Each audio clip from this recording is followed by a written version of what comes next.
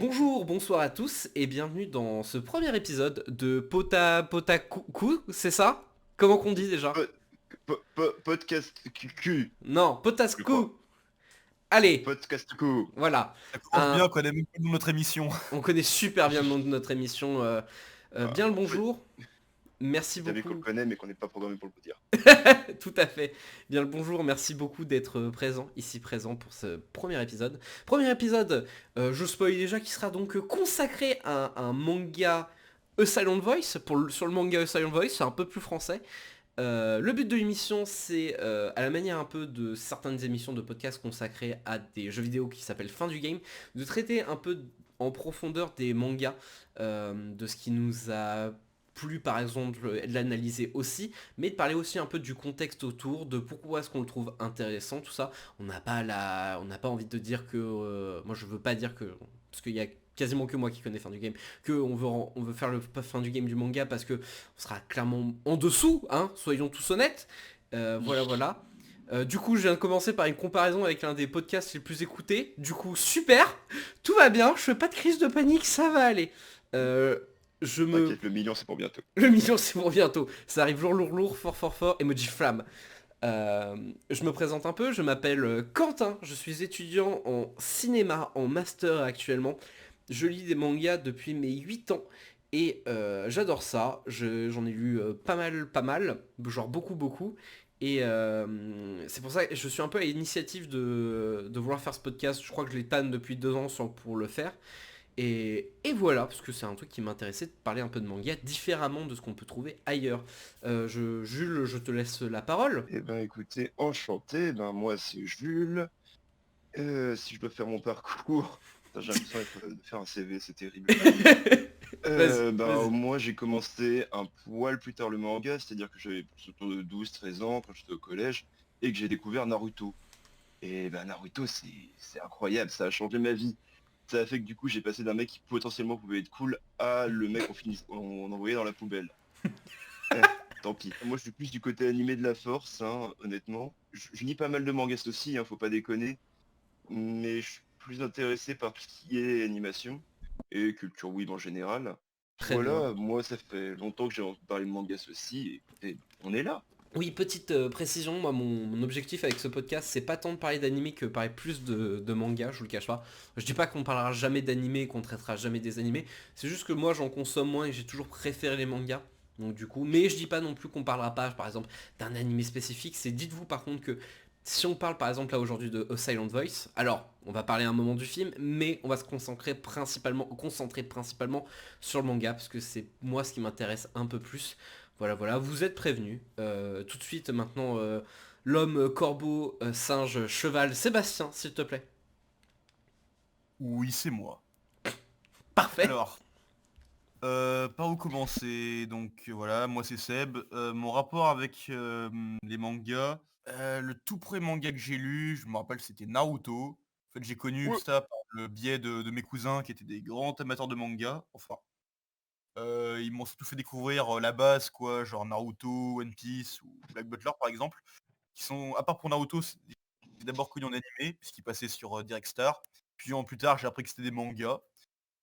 Et donc voilà, c'est là que j'ai commencé à en lire, mais en fait, pendant une grande période, j'ai pas été un gros consommateur de mangas, dans le sens où les mangas que je lisais, c'était jamais très varié. C'était les mangas que j'aimais, et puis j'étais pas vraiment curieux du reste, ou alors rarement. C'est-à-dire que je pense que pendant ma période du collège, alors je sais pas, j'ai dû lire grand max une dizaine de mangas différents. C'est avec le temps que j'ai commencé à être un peu plus curieux, on va dire, et à laisser tomber, enfin sans laisser tomber, à moins lire que du One Piece, du Dragon Ball, du Fairy Tail, que j'ai dénigré entre temps, au passage, pour me concentrer sur d'autres œuvres, même si de nos jours, même si j'aime bien les mangas, c'est vraiment un type d'œuvre que j'apprécie vraiment beaucoup. Je vais à mon rythme, on va dire. C'est-à-dire que j'ai pas un nombre, très conséquent de mangas que j'ai lus, en fait. Il y en a pas mal, des classiques, on va dire, que j'ai pas encore lus et que j'aimerais lire, ou alors que j'ai commencé à lire. Donc c'est pour dire que j'aime beaucoup les mangas, j'en suis très friand, mais voilà, c'est-à-dire que T'en as Je- pas lu tant, voilà, c'est ça. Juste pour revenir sur deux trois trucs, c'est vrai que de nous trois, en soi, t'es celui qui a commencé le plus tôt, parce que c'est toi qui m'as mis au manga d'ailleurs. Donc moi, mon premier manga, c'est Sébastien qui me l'a fait démarrer, c'est One Piece.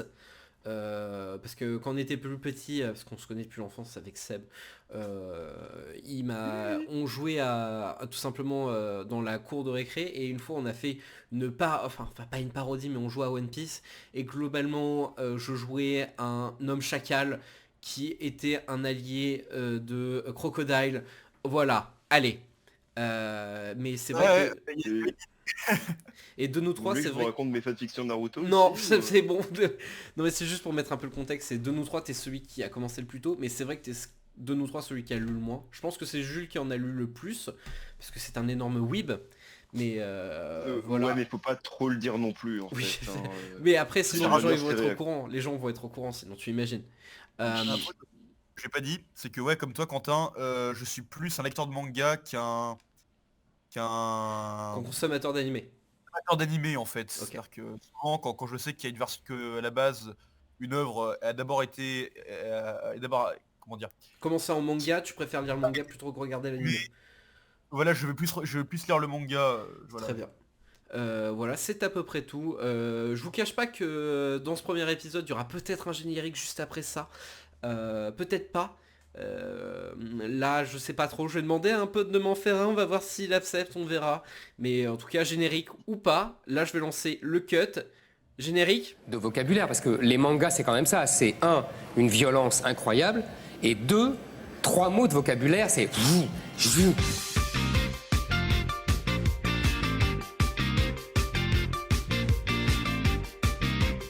Donc, on commence par un petit résumé général de l'œuvre du jour, qui est donc Jules. Qu'est-ce que c'est qu'on a lu aujourd'hui? Aujourd'hui, on Oui. a lu The Shape Voice. Ça veut aussi dire A Silent Voice en français. C'est super, Jules. Mais bravo. Et en japonais, comment que ça se dit? Je t'ai baisé. Je sais même plus moi-même. C'est Koei no Katachi. Là j'ai le nom sous C'est les ça, yeux. Koe no Katachi. Voilà. Koe no Katachi, exactement. Katachi. Voilà. Ouais. Qui est donc un manga d'origine japonaise, je précise toujours. C'est vrai. Qu'est-ce que ça raconte donc Koei no Katachi qui se lance? Allez. Je lance pour un petit résumé Wikipédia. Ah, Oh, oui, c'est honnête. C'est mieux qu'un Non, résumé de Michael. C'est un peu chiant les résumés, donc Vas-y. attention, je vais le lire. Essaye avec de- une voix très très posée. Shoya Ishida, habitant à Ogaki dans la préfecture de Gifu, voilà, vit en combattant l'ennui par les jeux les plus insensés qui lui viennent à l'esprit. Un jour, Shoko Nishimiya rejoint sa classe d'école primaire et essaye de s'y faire une place. Mais cette dernière est atteinte de surdité et va causer quelques soucis à ses camarades, ce qui va permettre au jeune Shoya de s'occuper en profitant des faiblesses de celle-ci. Mais tout cet amusement se retournera contre lui. Une fois lycéen, Shoya, qui décide de revoir une dernière fois Shoko pour s'excuser, va finalement se rapprocher d'elle à travers la langue des signes. Très bien, très bien. Super. Donc le début d'émission, c'est déjà un vol de Wikipédia. Ça fait plaisir. C'est un super premier épisode. C'est un super premier.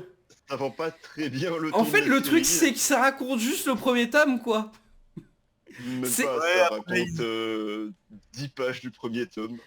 Oui, en plus, ça raconte même. Oui, c'est vrai. Mais globalement, Parce que c'est. bon, là, c'est- comme ça, Globalement. j'aurais lui attiré les couettes. Hein. En gros, globalement, c'est l'histoire de... juste pour revenir, donc oui, Shoya harcèle, sauf que à un moment, donc Shoko, qui est la petite sourde, elle part de l'école, et Shoya, donc, il commence à se faire harceler parce que justement, il a harcelé... voilà. Et après ça, Steel, clairement, il commence à se refermer sur lui-même et il décide de se suicider. Et Qu'est-ce que- avant sa mort, il veut un peu réparer ses erreurs, rembourser par exemple sa mère pour toutes les dépenses qu'il lui a causées avec ce harcèlement, tout ça, et aller se demander pardon à Shoko et espérer et lui dire que, en gros, j'espère que tu peux reprendre une vie meilleure à partir de maintenant. Sauf que, justement, ça n'a pas l'effet escompté et il décide de devenir ami avec elle de manière assez de manière assez incompréhensive pour lui, et ça commence un peu une relation où il va commencer peu à peu à s'ouvrir aux autres, essayer de se faire pardonner pour son passé, devenir une meilleure personne. Voilà. Mais c'était déjà un bon résumé, Sébastien. Je sais pas si le mien était spécialement mieux. Oui, Jules, on a oublié de dire un truc au début de ce podcast aussi. On le dédicace à qui, ce podcast? Ce podcast Ouais, il est dédicacé à qui? À Nico? à- Ouais, Ouais, c'est vrai. gros big up à Nico. Nico, c'est là pour toi. C'est Je sais là pas pour si toi. t'es là. Euh, J'espère El- pas que tu nous écoutes, mais franchement, si t'es là, big up, t'étais le meilleur. Nico, voilà, prof L2, Lyon 2, à jamais dans notre cœur. Allez, ce podcast est pour toi. Bah écoutez, parfait. Est-ce que vous pouvez me dire chez qui il a été publié ce manga, que ça soit prépublié, publié, prépublié au Japon, c'est qui? C'est qui? Allez, qui me dit? Écoutez, moi je peux vous le dire. Oui. Hein, Mhm. il s'avère qu'il a été publié en France aux éditions J'ai Kiyun. j'ai dit au Japon. Kiyun, nos partenaires pour cet épisode incroyable de Mais non. podcast. Q. Mais pas du tout. Ah non, c'est vrai. Ah non, on reçoit pas l'argent. parce que, Oui, bah, il y a que moi qui vous casse le cul pour le faire, mais personne touche de thunes. Donc bah, et Donc, c'était Kiyun pour plus... la publication française et pour la publication japonaise, donc ce sera le Weekly Shonen Magazine. C'est pré-publication, précision. Prépublication effectivement. À ne pas confondre avec le Weekly Shonen Jump. Tout à fait, Weekly Challenge Sunday. Je pense qu'il y en a Ou d'autres, mais on alors, va avec pas le tous week- les faire. ou alors avec le Weekly Gangan. Oui, tout à fait. Ou le Shonen Magazine tout court. Je pense on va s'arrêter parce que sinon... Allez, Donc donc... il a le Weekly Magazine. Bah, mais c'est certain. Après, c'est peut-être pas c'est peut-être un magazine, tu vois, tout court. Donc Weekly, prépublié donc au Weekly Shonen Magazine de la Kodansha. Voilà. On va un peu en reparler après. Moi j'ai un peu parlé, on va tous un peu parler de notre relation à l'œuvre. Moi personnellement c'est un manga qui a été assez important pour moi au collège, étant donné que je suis un fan de manga, du coup forcément petit geek, du coup forcément un peu harcelé, voilà. Du coup ça m'a un peu parlé, sauf qu'en plus moi j'avais... j'ai un background, voilà. Et du coup c'était une œuvre qui me parlait énormément, qui m'a fait prendre conscience de pas mal de choses sur ma vie, et je pense a eu une bonne chose sur moi et me fait beaucoup remettre en question. C'est aussi le manga que je pense que j'ai le plus lu de ma vie, pas par choix personnel, mais quand j'étais parti en vacances en Dordogne. Alors je fais l'anecdote très vite. Je n'avais pas de connexion internet, je n'avais plus de batterie sur mon téléphone et je n'avais littéralement que mes tomes de A Silent Voice que j'avais pris pour les lire. J'étais dans une voiture avec mes parents qui s'engueulaient H24 et pendant un trajet de plus de 4 heures. Je les ai lus en boucle et en boucle pour ne pas avoir à les écouter, je vous jure. Maintenant, toi, Jules, c'est quoi ta relation avec A Silent Voice? Ben au final, relation un peu similaire à la tienne. Bon, je suis un peu plus vieux que vous, pas énormément, hein. Mais c'est-à-dire que moi c'était plus au lycée, du coup que c'est l'endroit c'est commencé à sortir. Mhm. Et ben moi j'étais vraiment un immense lecteur à cette période-là. Dans le sens où ben quand j'étais pas au lycée, en fait je passais mon temps à la bibliothèque ou à mater Bibliothèque des de Rouen qui est animes. excellente, hein. Parce qu'on Ah est bah oui, tous rouennais ici, formidable. qui est Voilà, formidable. big up à Rouen. Oui, meilleure ville. À Cette notre... émission t'est dédicacée. Qui est notre sponsor, Jules, je crois, non? le Eh seul ben, sponsor- effectivement, on a de la- Yves Nicolas et le Non, grand allez. Rouen Putain. sponsorisent cette émission. On aura plus des tote bags avec sa grosse tête. Je rêve de ça maintenant. Bah écoute, ce sera un rêve à réaliser. Moi, Oui, de sang. Warren le sent. Donc excuse-moi, je t'ai Et- coupé. Et oui, bah en fait, et Silent Voice, ben moi je m'en souviens. Alors c'est un manga qui m'a peut-être moins marqué, mais c'était un de ces mangas en fait dont j'attendais la sortie de chaque tome avec une vraie impatience. Parce que ben j'étais. En fait c'était un récit auquel je m'étais vraiment attaché. Ok. C'est.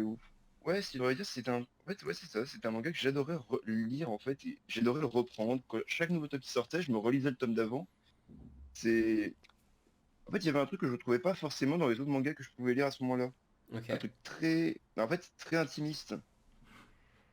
Mhm. Je comprends. Ouais, c'est pas Naruto, quoi. Non, effectivement. Il y a eu ce blanc énorme. Après, effectivement, ça, ouais, ça manque d'explosion. Ça, Ça ouais. manque des robots géants Mais, aussi. mais en plus, il y a une explosion dans le manga, on en reparlera viteuf, mais il y a... Mais y a pas de robot géant dans Naruto. Non, c'est Il vrai. y en a dans les Oh, fi- il y en après, a il y dans les a... fillers. Après, Il y en a dans les fillers, donc en fait tu dis ce que tu veux. Et Susanoo, ben techniquement c'est un mecha. c'est un Mais on méca. va peut-être pas se lancer, on va Voilà. pas lancer ce débat maintenant. Mais globalement, c'est un manga qui t'a beaucoup parlé. Ce sera un podcast sur Naruto. Voilà. Alors, C'est un... Toi, donc Jules, pour un peu conclure, c'est un manga globalement qui t'a beaucoup plu, beaucoup parlé, un peu comme moi, voilà, et que Donc tu voilà, lisais un peu avec en fait cœur. il arrivait vraiment au bon moment en fait. Voilà. Parce que aussi un peu vicos, si je peux me permettre. On peut dire ça. Oui. Tu vois, je pourrais dire que j'ai une double casquette geekos et weebos, qui fait que, vous l'imaginez Bah, bien, j'ai pas vu d'herbe depuis très longtemps, et ma douche, honnêtement, c'est un désert. Très bien, merci. Et toi Sébastien, donc est-ce que tu vois, nous on a une relation très forte avec ce manga, et toi Seb? alors moi, pas Ouais. du tout. Beaucoup, je crois. Pas du Alors en tout. fait, tout a commencé quand, avec l'ami Quentin, on s'est dit, enfin, Quentin s'est dit que ce serait bien que on fasse des podcasts. Mhm. Donc il m'a dit pour prendre un épisode, Sébastien, ce serait bien que tu lises A Silent Voice. Voilà. Donc voilà, j'avais déjà entendu parler de ce manga bien avant, bah, alors que c'est Quentin qui a dû en parler pour la première fois. Et comme je l'ai dit précédemment, ma culture manga s'est vraiment développée assez tardivement. Donc voilà, j'ai lu ce manga, et vu que j'ai pas ce rapport assez fort comme pourrait entretenir Quentin et Jules avec ce manga, parce qu'encore une fois, je l'ai lu très récemment, bah il m'a pas fait une si grande impression que ça. C'est-à-dire que j'ai trouvé que c'était un manga plutôt sympathique, oui vraiment pas mal, mais voilà, il a pas laissé une empreinte indélébile sur ma vie, c'est-à-dire que je l'ai lu, j'ai trouvé ça cool, puis voilà quoi. Maintenant je pense que ça serait peut-être pas si mal que ça de développer le contexte un peu de l'œuvre. Donc déjà on va parler un peu plus de la prépublication japonaise très vite, très vite, parce que là on n'a pas tant de trucs à dire que ça. Mais ça peut être intéressant tout de même d'en parler un chouïa. Donc comme on a dit, c'était Kodansha avec le Weekly Shonen Un Magazine. shoya. Quoi, pardon? T'as dit un chouya, un shoya. Oh, Waouh! mhm. On est chaud ce soir les gars. Donc On est bouillonnant. rien à voir donc avec le personnage principal de Battle Royale. Non, pour le coup, lui, il s'appelle Chouya. Oui. Ah ouais, bah oui, ah bon? Putain, mais t'expliques la vanne, merde! Merde. Donc qui est prépublié donc chez le Weekly Shonen Magazine, qui est un magazine qui est pas aussi grand que le Weekly Shonen Jump, qui est en dessous. Enfin, en même temps, techniquement, tous les magazines sont en dessous. Oui, mais tu vois, c'est quand même, ils sont tous en dessous, mais genre tu vois, c'est pas son rival principal, c'est je pense son rival principal, mais il y a je crois une différence type de 2 millions de ventes, si je dis pas de la merde, j'avais checké récemment les chiffres. Et globalement, moi j'ai un avis très spécifique sur le Wiki Shonen, parce que globalement ils ont sorti des œuvres telles que A Silent Voice, Eden Zero, voilà donc De des toute façon, toute la carrière de Hiromashima. de ouf. Et des Seven Deadly Sins aussi, hein. Oui, aussi, ben, ils ont sorti Yamada-kun et The Seven Witches. Putain oui, et drôle de racaille. Hmm. Donc, Quand même deux donc trucs sympathiques. c'est sympathique, tu vois, mais c'est pas, tu vois, non plus des... tu vois, par exemple, Bah. moi, je vais dire un peu mon avis sur Fairy Tail, je pense que ça va être un peu destructif. Moi j'ai lu beaucoup Fairy Tail, mais objectivement, il y a des moments c'est vraiment de la merde, quoi, soyons honnêtes, hein. Attends, C'est... Ouais. C'était, je mets ta vie qu'en réalité tout le monde a un peu cet avis sur Fairy Tail de ah c'était cool, Mais mais en y repensant c'était pas si bien. c'était peut-être pas si bien que ça, et vraiment, voilà, donc... Et c'est pas si bien dessiné que ça aussi. alors, wow, allez. Ça Alors reste là- Non, discutable. mais c'est joli, mais c'est un autre débat, hein. C'est joli, mais voilà. Ne nous lançons Oui, pas sur Fairy Tail, arrêtons-nous, mais globalement on peut dire que c'est un manga qui divise et qui des gens, tu vois, même les personnes qui disent qu'ils aiment bien, ils ont pas tant de difficultés à dire que oui, il y a beaucoup de problèmes. Mais globalement aussi c'est des gars qui ont fait des œuvres, je vais pas dire majeures, mais quand même des mangas qui sont importants. Là j'ai plus sous les yeux, mais je sais que c'est Hajime no Ippo. Bah, effectivement, bah, toujours en cours de prépublication, il me semble. Toujours en cours, ça n'arrêtera jamais. Mais globalement, pour moi, si je devais donner un peu mon avis... De quoi? Non, je disais, je pense que l'auteur de Hajime no Ippo, il vise les 500 tomes. Je pense aussi, c'est probable. Mais Parce qu'il globalement... aura toujours paniqué avant la fin. 99. Alors, Putain, Jules, tu l'as fait passer en scred. Pour moi, en fait, Bah si, mais je vois... Si, je pense à d'autres... je pense à d'autres trucs dans les séries récentes. Il y a aussi Tokyo Revenger, tout à fait, qui est très cool. méga succès. T'as aussi l'adaptation en manga aussi de Bakemonogatari par Ogret. Ça, je suis moins fan. Mais globalement, là où je veux juste en venir, c'est que pour moi, en fait, si on devait comparer un peu à des acteurs de cinéma et des carrières d'acteurs, pour moi, le Weekly Shonen Jump, c'est Schwarzenegger, parce que globalement, donc, c'est très souvent bon, mais mis à part quelques films, t'as pas non plus si souvent que ça des chefs-d'œuvre et des trucs, tu vois, qui sont tellement différents dans sa carrière. Alors oui, d'accord, il y a le film où il y a Juno, le film où il a un frère jumeau, et le film où Arnold Schwarzenegger, Attends, il j'ai cru que devient... tu m'avais dit Juno, le film avec la meuf qui dit enceinte. Non, rien à voir. Je me disais, Mais par ok. contre, autre film, le film où Arnold Schwarzenegger tombe enceinte et a un enfant. Donc tu vois, c'est juste pour dire que globalement, il a eu des trucs un peu... Globalement, ce que je veux dire, c'est que... Ça existe, hein, ce film-là. Ok, vous le matez. Oui. Je pars du podcast en fait, les gars, je veux juste mater le film. Hein. Mais globalement, ce que je veux dire, c'est qu'il a pas fait... tu vois, un Schwarzenegger, tu sais que ça va être cool, mis à part certains, mais ça sera à peu près, tu vois, toujours pas la même chose, mais il y a eu des chefs-d'œuvre, mais c'est pas tout le temps le cas. Mais sont plus rares, je trouve. Alors que Stallone, qui était son concurrent, t'as eu des merdes pas possibles avec Stallone, mais par contre, niveau films qui peuvent être des chefs-d'œuvre, il y a une plus grande proportion que je trouve que de Schwarzy. Après, c'est mon avis personnel. Je suis un fan de Stallone. Mais voilà, c'est juste que moi je dirais que le Weekly Shonen Jump c'est Schwarzenegger où tu peux avoir des bons mangas et des très grands mangas et même quelques chefs-d'œuvre. Et le Weekly Shonen tu peux avoir des pures merdes et en même temps des mangas qui sont très très forts et qui sont intelligents, bons, tout ça. Et qui sont vraiment des chefs-d'œuvre et j'en trouve un peu plus limite chez le Weekly Shonen. Mais c'est juste une avis comme une autre, voilà. Une avis. Je dis ce que je veux en fait. Ah, Balbaris commence à... la, la seule question que je me pose du coup, c'est... Alors, Les noms. ok, si eux c'était Stallone et Schwarzy, Ouais. c'est qui fait Jean-Claude Van Damme? C'est le Weekly Shonen Sunday. Parce qu'au final, il se repose plus que sur un seul manga. Qui est Détective Conan, bien évidemment. Du coup, voilà, c'était un peu mon opinion dessus. On va juste parler vite fait aussi de la publication française, qui a été assez importante, moi je trouve, pour la carrière de l'éditeur, qui est Kiyun, qui ne sponsorise pas ce podcast, on rappelle. À l'inverse de Nicolas. Non. On a l'argent de Rouen, on a Voilà. l'argent qu'on mérite. Vous saurez pour qui voter. Putain.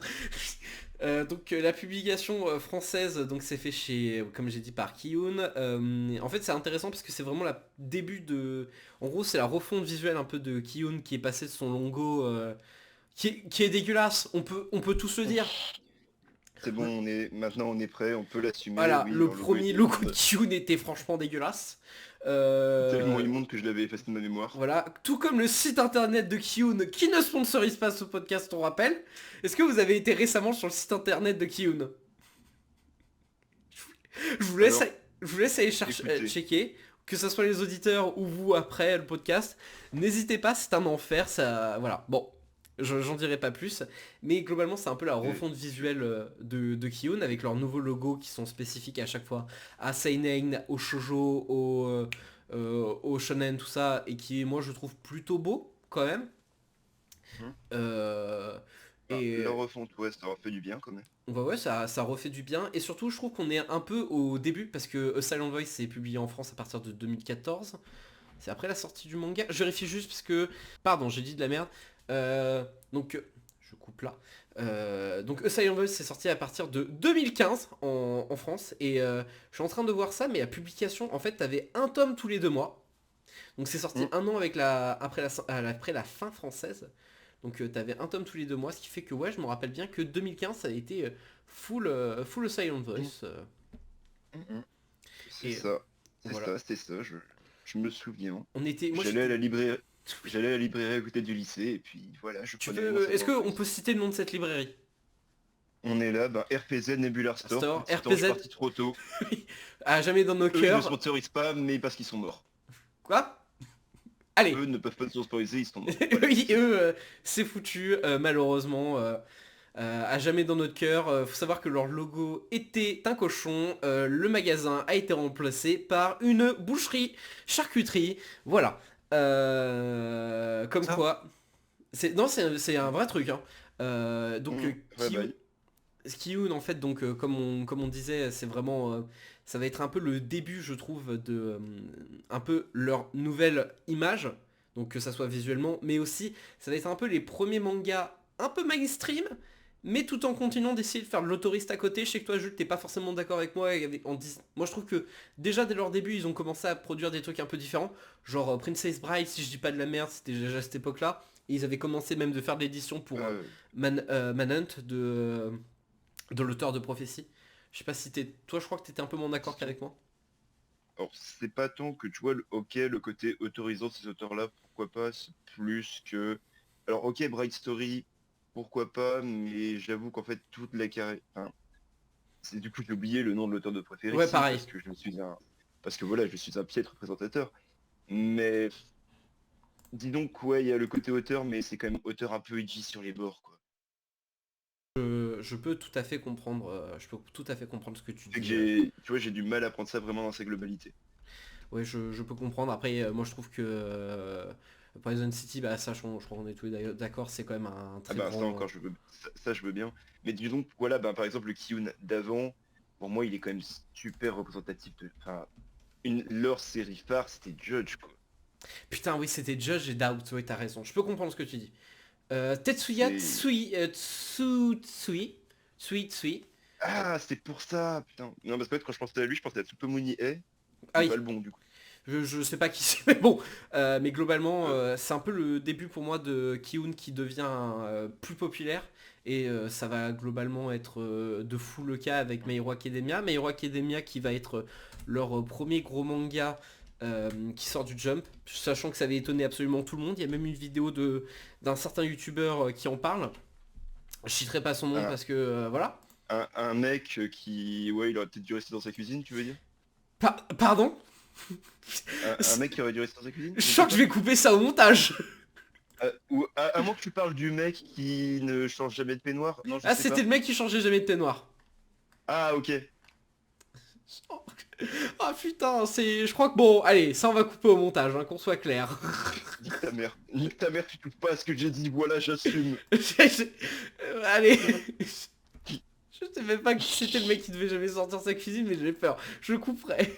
Non mais en gros, globalement, My Hero Academia, de ce que je me rappelle, c'est 2015-2016 que ça sort, donc du coup, c'est un peu le début de la popularisation, et après ils vont sortir aussi Jujutsu Kaisen, et globalement, ça va devenir un des éditeurs majeurs. Si je me rappelle bien de ce que j'ai lu, ils sont dans le top 6 français, derrière, donc avec les géants Ah, que sont j'imagine Glénat, Kana. Pika. Pika, moi je trouve que c'est un peu moins le cas actuellement, mais ouais. Maintenant, bah, En forcément, fait, il y maintenant que a Fairy Tail beaucoup... c'est terminé, ils sont plus grands Bah ils avaient l'attaque des titans, mais le truc c'est que là Ah, ils c'est ont... fini aussi, MDR. Oui c'est pour ça, en fait je trouve qu'il y a tout qui commence à s'arrêter, mais on va pas se lancer là-dedans, mais oui je suis tout à fait... Voilà. Ça sera une Et autre ça émission. serait un vrai débat je pense par contre. Et je pense qu'on peut parler un peu aussi de la carrière de l'autrice, qui s'appelle donc, alors, Yoshitoki Oima, dont, alors les Kenji pour constituer son nom sont donc le grand, et après c'est Ima donc comme maintenant, donc ça peut dire grand maintenant. Je fais un peu de japonais mais je suis nul à chier, c'est pour ça que je le fais parce que ça me fait un peu marrer. Et ensuite Yoshitoki, et ben en gros ça signifierait un peu un bon moment.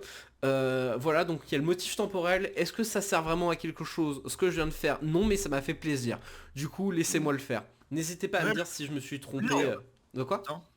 De Le quoi? but c'est de se faire plaisir dans ce podcast. Exactement, tout à fait. N'hésitez pas à me dire peut-être aussi de manière gentille si j'ai dit de la merde. Et voilà, moi je suis tout à fait preneur. Est-ce qu'on peut Ne me t'inquiète résumer un pas, peu... il faut l'insulter, ce sera... De quoi? De quoi? Allez, est-ce qu'on peut me résumer un peu la carrière de l'autrice, s'il vous plaît, vite fait, si vous avez bien fait votre Bon, travail? bon, écoutez, on peut, l'avantage étant qu'elle n'a fait que 3 mangas. Donc Oui. au moins ça va vite.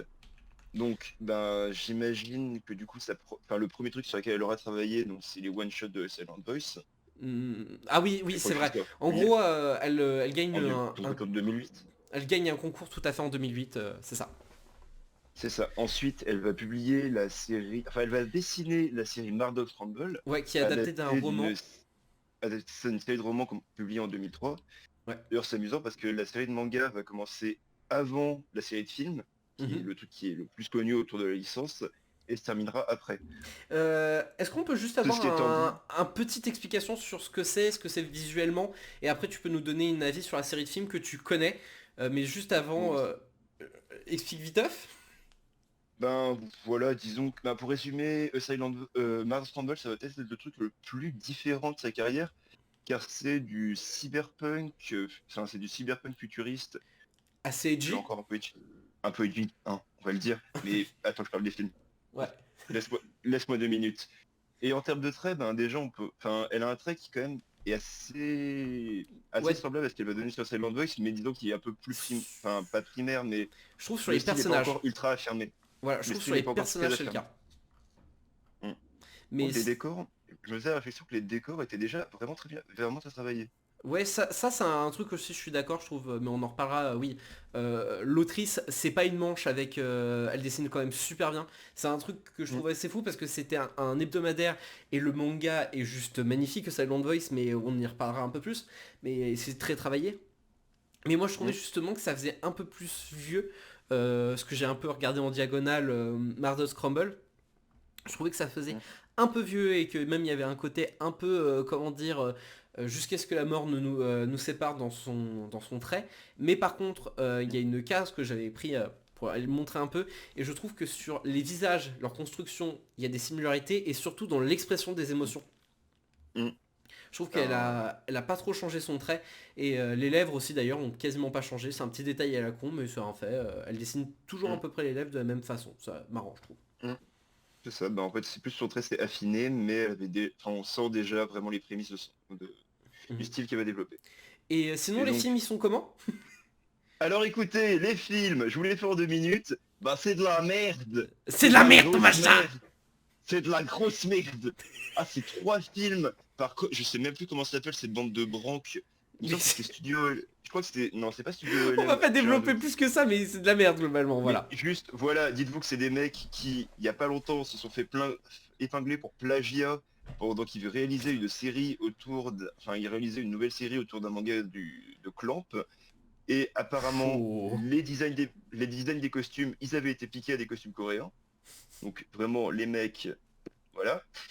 Et juste pour vraiment un truc un peu plus propre que Miles Campbell, rendez-vous compte que dans le deuxième, il y a quand même tout un passage qui, en plus, est censé être émouvant, où on est censé être triste de la mort d'un mec qui couche avec son frère qui a un dauphin.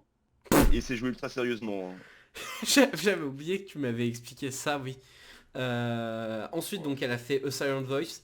Donc, ça va être le sujet justement de l'émission. Et là, actuellement, elle s'est lancée dans To Your Eternity, que moi, Mm. j'ai pas lu plus que ça. Peut-être toi, Jules, Sébastien, peut-être. On en parlera peut-être Alors, plus à la fin. Donc voilà, mais en tout cas, juste après mm, Silent Voice, elle s'est quasiment lancée dans To Your Eternity. En tout cas, pour donner deux non, trois voilà, moi informations. j'ai lu un tome. Ok, ok. J'ai lu un tome personnellement. Je sais que l'animé, c'est un truc qui marche plutôt pas mal. Oh, je pense qu'on en parlera plus à la Et- fin. Mm, Tu vois, en conclusion, pour dire, voilà, maintenant elle fait ça. mm, En tout cas, l'autrice, elle a reçu des interviews parce que A Silent Voice, on va pas se le cacher, c'est son manga qui a été le plus connu. C'est intéressant parce que mm. justement, moi j'ai lu une interview, j'ai lu plusieurs interviews pour préparer l'émission.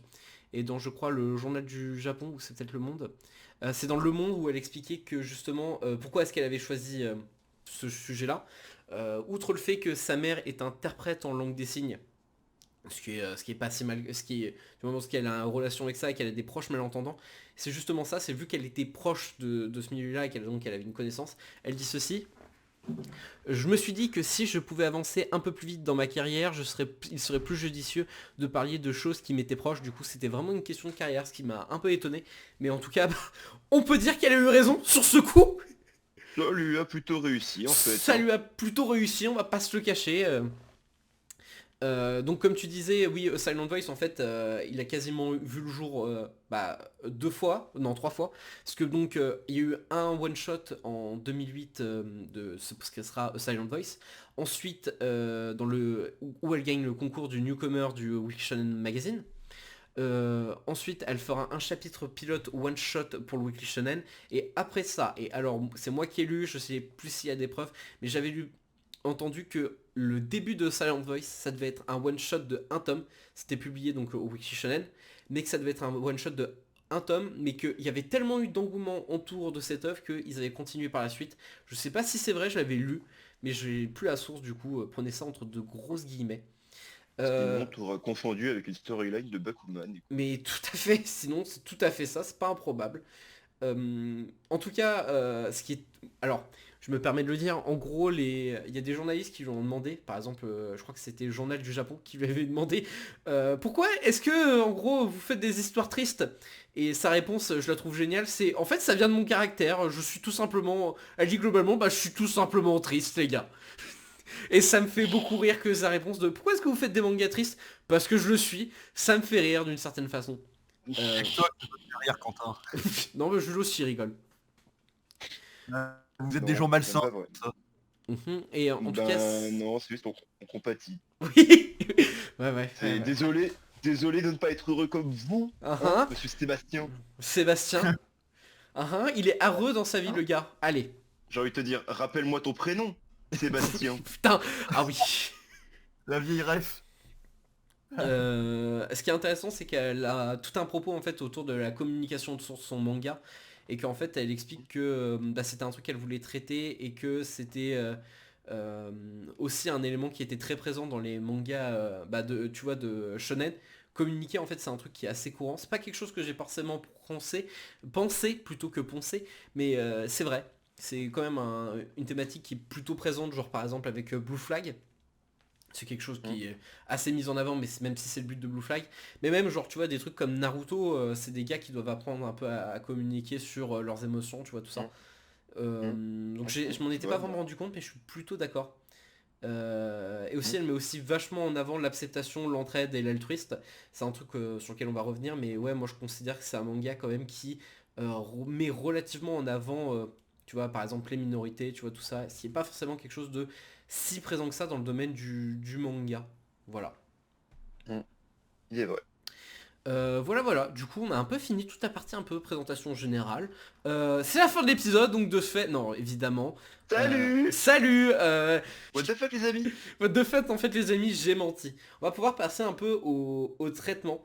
Je pense que ce qui peut être pas mal c'est de commencer, même si on a déjà commencé à les traiter, de dire quelles sont les qualités que vous trouvez à cette œuvre. On va commencer d'abord par Sébastien. Sébastien, quelles sont les qualités que tu as trouvées à cette œuvre? Les qualités... Ouais. Alors, j'ai peur de commencer par un truc un peu bateau. Du genre, alors oui, c'est une œuvre qui est très humaine, très empathique. Non mais c'est vrai, moi je suis assez d'accord avec ça. Oui, Ouais. mais c'est non, c'est vrai. ça, Même oui, si c'était aussi écrit sur le bordeaux du truc pour vendre le manga, mais c'est vrai. C'est vrai que Bon, j'avoue. bah oui, Mais c'est vraiment les trucs. Non mais ça je suis tout à fait d'accord. On peut commencer d'abord peut-être par les personnages parce que moi c'est les trucs qui m'ont le plus marqué sur ce manga et leurs relations. En fait c'est ça que moi je trouve intéressant, c'est que tu vois il y a le manga dure que 7 tomes, ce qui fait qu'en manga c'est pas tant, tu vois. Bah, Bah, non, ouais, clairement non. Cet homme, dans Naruto, on n'est même pas avec Zamaganin. c'est vrai. Putain c'est vrai. Mais c'est pas énormément, c'est et pourtant, les relations avec les personnages, de manière générale, en fait, sont plutôt bonnes. Alors nous, on a cherché un peu des explications à ça, voilà. Moi, globalement, mon opinion, c'est le fait qu'il y a certes pas mal de personnages. Si je me trompe pas, il y en a 7-8 principaux quand même, ce qui fait que c'est pas mal. Ouais, dans le groupe d'amis, je crois qu'ils sont 8. Ouais, je crois qu'ils sont 8, après t'as la famille, tu vois, tout ça. Mais globalement, mais, même si, on va le dire, il y a des personnages quand même qui sont assez nuls à chier, mais ça je le dirai juste après. Écoute, on en parlera plus tard. Tout à fait. Voilà, on dira sur qui on va bitcher. Tout à fait, mais globalement, dans l'ensemble, moi je trouve qu'il y a des personnages quand même qui... En fait, tous les personnages en fait, sont traités par rapport à Shoya. En fait, c'est plutôt... En gros, leurs relations sont autour de Shoya. Et c'est vachement montré à partir du tome 6, où plus ou moins sont tous reliés par les événements qui s'est passé avec Shoya, et du coup ça les met en question eux-mêmes. Donc même si on suit ces personnages indépendamment de Shoya, c'est toujours par ce prisme-là. Et donc lié au fait que on connaît le personnage de Shoya, ça permet... on s'enjaille. Je trouve que ça permet de traiter plus facilement après justement tout le reste des relations. Voilà. Et en plus de ça, c'est un truc, c'est que les personnages, ils ont tous vraiment des traits de personnalité assez différents et que c'est le sujet du manga. Bah, c'est même, en fait, c'est même un des trucs avec les personnages, c'est que à toute base, ils ont tous un archétype qui est vraiment clair et Oui. un peu typique de la pop culture japonaise. Et ils sont tous travaillés un peu au-delà de ça. Oui. Parce que globalement, si tu prends le groupe au global, du coup, t'as Shoya, le mec un peu très triste mais gentil. Oui. T'as Nagatsuka, là, c'est le pote un peu relou, un peu excité. Et qui est un peu beauf, clairement qui est un personnage de Nagatsuka, c'est un personnage de My Hero Academia, je suis désolé, hein, mais c'est le mec avec le pouvoir des raisins. Hein. Non C'est ça. mais c'est vraiment Ah ça. bah aussi qui m'évoque une personne autour de la table virtuelle, mais c'est vraiment physique. Mais quel enculé. Mais quel enculé, mais c'est vrai en plus. Bah ouais. Ta gueule. Non, mais voilà, au bout d'un moment, faut aussi l'accepter. On rappelle Voilà. quand même que je ressemble C'est au un mec petit- royaliste, j'ai oublié son nom. Allez. Un petit gros cinéphile, ouais. Ta voilà. gueule. Mais Il vas-y a des enculé. étoiles. T'as des étoiles plein les yeux, mec. Et ça, c'est beau. Allez. Allez, donc ensuite, et par exemple, tu vois, même le personnage de Naoka, bon, on n'a pas encore parlé de Shoko, c'est marrant, mais le personnage de Naoka, c'est clairement une caractéristique de Tsundere. Mais le truc, c'est justement, Ah, c'est ça. je suis tout à fait d'accord avec toi, en fait, on te met un archétype en tête, du coup, en fait, tu pars déjà avec cette base-là de ce personnage, bah, tu le connais, mais sauf qu'ils vont le prolonger un peu plus loin et le rendre plus intéressant. C'est pour ça que je pense que le personnage de Naoka est peut-être pas très apprécié, mais que nous deux, on l'aime bien. C'est ça. Moi, je trouve que ce personnage est injuste. Enfin, tu sais, non, en fait, je veux comprendre les critiques qu'il y a Ah oui, je comprends autour. parfaitement. Maintenant, faut aussi comprendre la logique qu'il y a derrière le personnage aussi. Oui, c'est clairement pas une bonne personne, mais c'était pas le but en fait du personnage. Le personnage justement, il Ouais, voulait et pas. elle est pas motivée. Ah ouais, mais tu vois, c'est pas spécialement quelqu'un de bien, mais après, elle est pas motivée par des trucs purement égoïstes non plus. Oui, ça je peux. Il y a Enfin, des. je me- Ah oui, il si, elle y a un but a... en fait, elle a un but d'altruisme, mais qui est vraiment pour se taper Shoya. Bon, si je devais y aller crûment. Certes, mais in fine, du coup, elle a quand même, tu vois, la Oui, volonté d'essayer de les rapprocher. Enfin, on- Ouais, bon, c'est la 15e fois qu'on le dit, mais on en parlera plus tard. oui. on parle en même temps ça. Voilà, vas-y, Sébastien, on te coupe depuis tout à l'heure. Oui, ce qui est intéressant, c'est que l'autrice, des fois, elle n'hésite pas à caractériser des personnages de manière, oui, plus négative que positive, parce que Mm. quand on a un groupe de personnages, au principe, alors, on leur donne des défauts pour justement que ces personnages paraissent plus crédibles, qu'ils aient vraiment une consistance. Et même pour Et en créer de l'histoire. Mais ce qui est bien dans ce manga, c'est que l'autrice, voilà, elle n'hésite pas à vraiment faire des personnages, genre, oui, ils sont comme ça, t'es pas forcément obligé d'avoir de l'empathie pour eux, et voilà, quoi.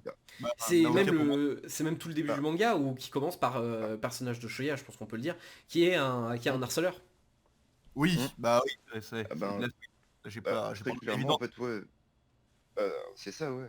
C'est tous les personnages, en fait, il y a un moment où... Enfin, c'est pas tant qu'ils ont une part d'ombre, mais qu'il y a des choses, en fait, ils veulent pas savoir eux-mêmes. Mm. Parce que ça va pas tant dans le négatif que juste par rapport à même, en fait, la vision qu'ils ont d'eux-mêmes. Ça, je suis assez Et de ce qu'ils d'accord. veulent faire.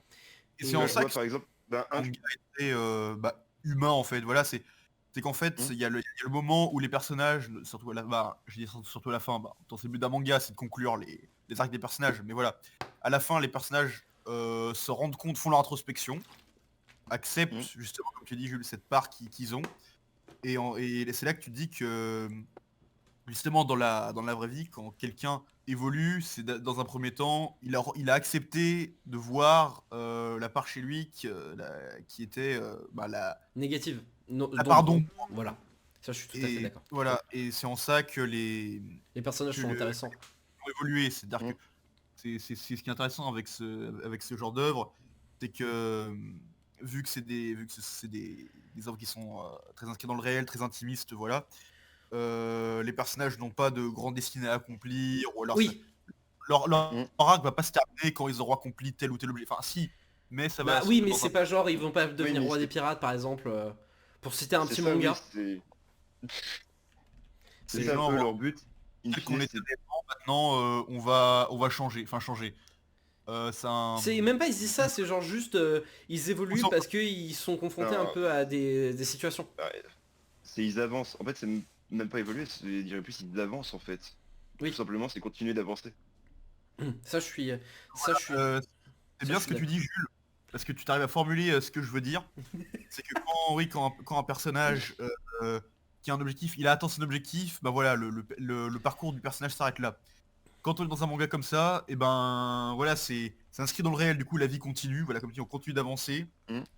mais Mm. on a montré quelque chose sur nous, et du coup on avancera différemment et d'une manière plus saine en fait. Ouais, ça je suis assez d'accord. Mm.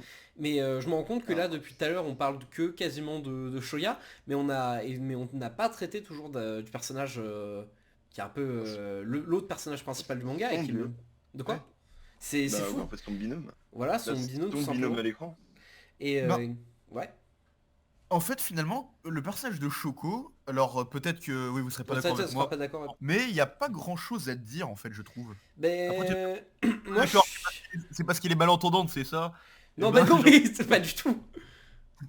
non, non, en fait, c'est que c'est un Ouais. personnage qui... comment le formuler? Oui, non, en vrai, je trouve qu'il y a pas... voilà, il y a pas grand-chose à dire. Parce que, Bah en fait, ça... Ben... Vas-y. en fait, voilà, dans un premier temps, étant donné que voilà, c'est un personnage qui est malentendant, on va pas trop avoir son... En fait, on va essayer de... on va traiter du personnage Mais à travers après, le regard des autres. C'est vraiment à la fin... Bah, alors peut-être que j'oublie un bah passage après, je pense aussi que on a c'était pas le but du trop manga, c'est qu'on n'a pas son ressenti.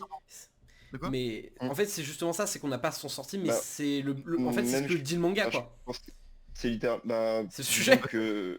Je Je sais trouvais... pas en fait jusqu'à quel point on divulgage, mais disons Ah bah que là, on y va à un fond, des hein, événements... Ok, on ben tu s'en bat les vois, couilles, c'était hein. justement tout l'effet choc du moment où en fait, elle veut se suicider. Ça vient aussi du fait qu'en fait, elle est vachement... Enfin, c'est pas qu'elle est au second plan, mais qu'elle met de tout côté, bah, justement, tout ce côté intérieur que le reste des personnages vont En fait, échanger entre eux. elle Elle, l'enfuit. elle peut pas. Elle peut jamais en fait l'exprimer du coup clairement. Et Ça, je suis même, plus d'accord. même elle va à l'inverse. Elle, son but justement, c'est de s'effacer et de faire en sorte que tu sais, tout se passe pour le mieux, au détriment de ce qu'elle veut. Enfin, au détriment même pas de ce qu'elle veut, en fait, de ce qu'elle est. Bah, elle s'excuse constamment pendant tout le manga, elle s'excuse constamment de... En fait, elle a peur de représenter une gêne et elle s'en excuse constamment. Et ça c'est assez... Moi, ça me rend triste, les gars, les copains. Moi, j'ai pleuré. Oui, oui. Et oui, Voilà, justement, c'est... le but du personnage, ça va être bah, justement le titre du Silent Voice, C'est une ça va voix- être de trouver la voix, enfin c'est voilà, c'est d'essayer de se mettre à la place de ce personnage qui est malentendant, du coup il y a ce côté vraiment extraterrestre entre guillemets, mais bah, d'ailleurs c'est complètement... Oui, le début, oui. quand on dit qu'elle est malentendante, il y a une double page où t'as Shuya qui est dans l'espace avec des planètes et tu vois... Non, genre mais pour en lui, fait, c'est pas... non, c'est un autre monde quoi, il est en mode ouais c'est trop bizarre, c'est Moi, carrément je- une aliénation ultime pour Shoya. Et tout l'intérêt, ça va être de se mettre à la place de ce personnage qu'on a du mal à comprendre parce qu'il est un peu dans un monde à part. Ça, je suis pas C'est- tant d'accord. Moi, je trouve que quand même, en fait, pendant tout le manga, on la suit énormément et que que ça soit par le dessin ou par des scènes spécifiques, on arrive quand même à percevoir en partie ses émotions et à comprendre en partie tout. Même si moi, je trouve que bah, la scène de suicide, moi, il m'a fallu un peu du temps avant de comprendre vraiment. Même si c'est logique, tu vois tout ça, mais c'est genre juste, moi, j'ai toujours fait, mais qu'est-ce que quoi? Euh, Tu vois, c'était pas un truc qui était très clair, mais je trouve que dans l'ensemble, quand même, c'est... Tu vois, on arrive quand même elle arrive quand même à communiquer, tu vois, tout ça, l'autrice, les émotions du personnage, tu vois, tout ça. T'as tout un arc où, en fait, elle parle de ce problème de communication qu'elle a et que cette gêne que ça lui représente, évidemment, dans sa vie. Elle s'imagine que tout le monde, un monde full malentendant. Et Shoya, lui, à l'inverse, en fait, c'est un truc qu'il va faire pendant tout le manga. Il va imaginer qu'elle n'a pas de problème. Et ça, c'est un truc que je trouve un peu intéressant, c'est la vision une vision un peu des deux. Mais moi, je trouve justement, en fait, l'autrice arrive quand même à plutôt nous faire accrocher à ce personnage, nous faire comprendre ce qu'elle ressent, même s'il y a justement l'arc du suicide qui est un peu plus incompréhensible, mais justement qui est ce cumul lié au passage du pont, tout ça, ou en fait, je pense en partie si elle se suicide, c'est parce que elle a l'impression d'être une gêne pour tout le monde et c'est pour ça que tout le monde en fait Bah, est parti en couille. Ben, c'est ce qu'elle dit en fait, c'est qu'elle prend... En fait, elle prend toujours sur elle les événements qui sont arrivés Oui. à Shoya, en considérant que si elle n'avait pas été là, bah, de toute façon, rien de tout ça ne serait arrivé. Qui est un truc que Naoka lui répète constamment. C'est ça, c'est qu'en fait, elle prend le truc de Naoka, et ben, en fait, Globalement, probablement Naoka que et Shoko sont très d'accord. Bah c'est ça en fait, c'est même potentiellement que la discussion qu'elles ont eue dans la grande roue, ça a joué un rôle dans tout ça. Hmm, peut-être, oui. Je suis, moi, je suis Ouais, plutôt d'accord avec ça. Moi, je suis pas, c'est... je suis Moi, pas là c'est... pour écrire des fanfics. Mais moi, je trouve justement que c'est un personnage que... Moi, j'aime bien le personnage de Shoko. Je trouve que c'est un personnage qui... Bah, c'est assez rare quand même d'avoir un personnage malentendant dans un manga et qu'on arrive quand même à Hum, comprendre en fait ça, toute la communication, tout ça et toute la mise en place. hum. Alors je sais pas dans quelle mesure la langue des signes est parfaitement respectée dans ce manga, mais justement je trouve De ce que... que de ce que j'ai cru comprendre, apparemment c'est assez proche de la langue des signes japonaise. Mais ce qui paraît pas incohérent étant donné que sa mère était interprète de la langue des signes à l'autrice. Ça paraît pas non plus Ça, incohérent. ça paraît Alors, cohérent, tu vois, elle a une caution. je vais Oui, juste revenir là-dessus parce qu'après on va passer à autre chose. Mais peut-être que c'est ce que j'ai semblé dire, mais après non, oui. C'est clair que Shoko, quand même l'autrice arrive à nous communiquer justement son état d'esprit, Hum, tout ça. Enfin, c'est un personnage qui est quand même bien caractérisé. C'est peut-être mm, pas ce que je voulais sembler dire. C'est qu'en fait, ce personnage est difficile à cerner pour les autres personnages. Mais oui, nous, on arrive à quand même s'en faire une idée. ça je suis Bien tout à fait sûr, d'accord. hum, c'est que hum. on sent enfin, elle se dévalorise. Oui, Elle trouve qu'elle est un... je vais paraphraser ce que tu dis un peu, mais voilà, elle pense qu'elle est un gène, qu'elle pose plus de problèmes, tout ça, tout ça. Donc oui, Ça, c'est quand même un ben, personnage, on arrive à bien suivre le fil de la pensée. oui, ça je Ce que je veux suis... dire, ben, je dirais que je pense qu'il y a une scène qui, à ce niveau-là, qui peut être intéressante. C'est celle où elle fait sa déclaration en fait. Parce que du coup, la scène, elle est à la fois, elle est quand même jouée un peu sur un ton plutôt comique, en mode ah bah c'est rigolo, quiproquo, il a La compris lune, la lol. lune. LOL, la lune au lieu de je t'aime, oh, des barres de rire. Mais en fait, c'est quand même joué aussi sur un ton ultra dramatique quand t'as vraiment quelques cases. En fait, la vois dans sa chambre, tu te rends compte qu'elle est effondrée en fait. Parce que justement, comme elle a ce handicap, elle a pas pu communiquer ce qu'elle voulait. Oui. Et du coup, elle se retrouve bloquée. Enfin, ouais, elle se retrouve bloquée par rapport à ça. Et tu comprends que ouais, ça joue beaucoup en fait sur son état mental. Et même il y a même tout ce passage là où au moment où en gros, avant de lui dire que je t'aime, voilà, il y a un moment Ouais, où elle essaie de lui parler. ouais, elle essaye de lui parler en disant oui, j'ai été acheter du pain et qu'elle lui dit que bah non, mais va pas lui en acheter, elle veut juste en manger et que globalement Shoya lui dit mais je comprends pas. Hum, Et ça c'est un truc que je trouve plutôt qui est plutôt représentatif de ça, c'est vraiment qu'il y a une sorte de mur un peu communicationnel et c'est un truc qui va être très présent hum. dans tout le manga. En plus, ce qui est Euh, rigolo, c'est que du coup, Shoya, pensant bien faire, lui dit de parler en langage des signes pour que ce soit plus simple. Sauf oui, que c'est vrai. c'est vraiment l'exact opposé de ce que elle désire. Oui.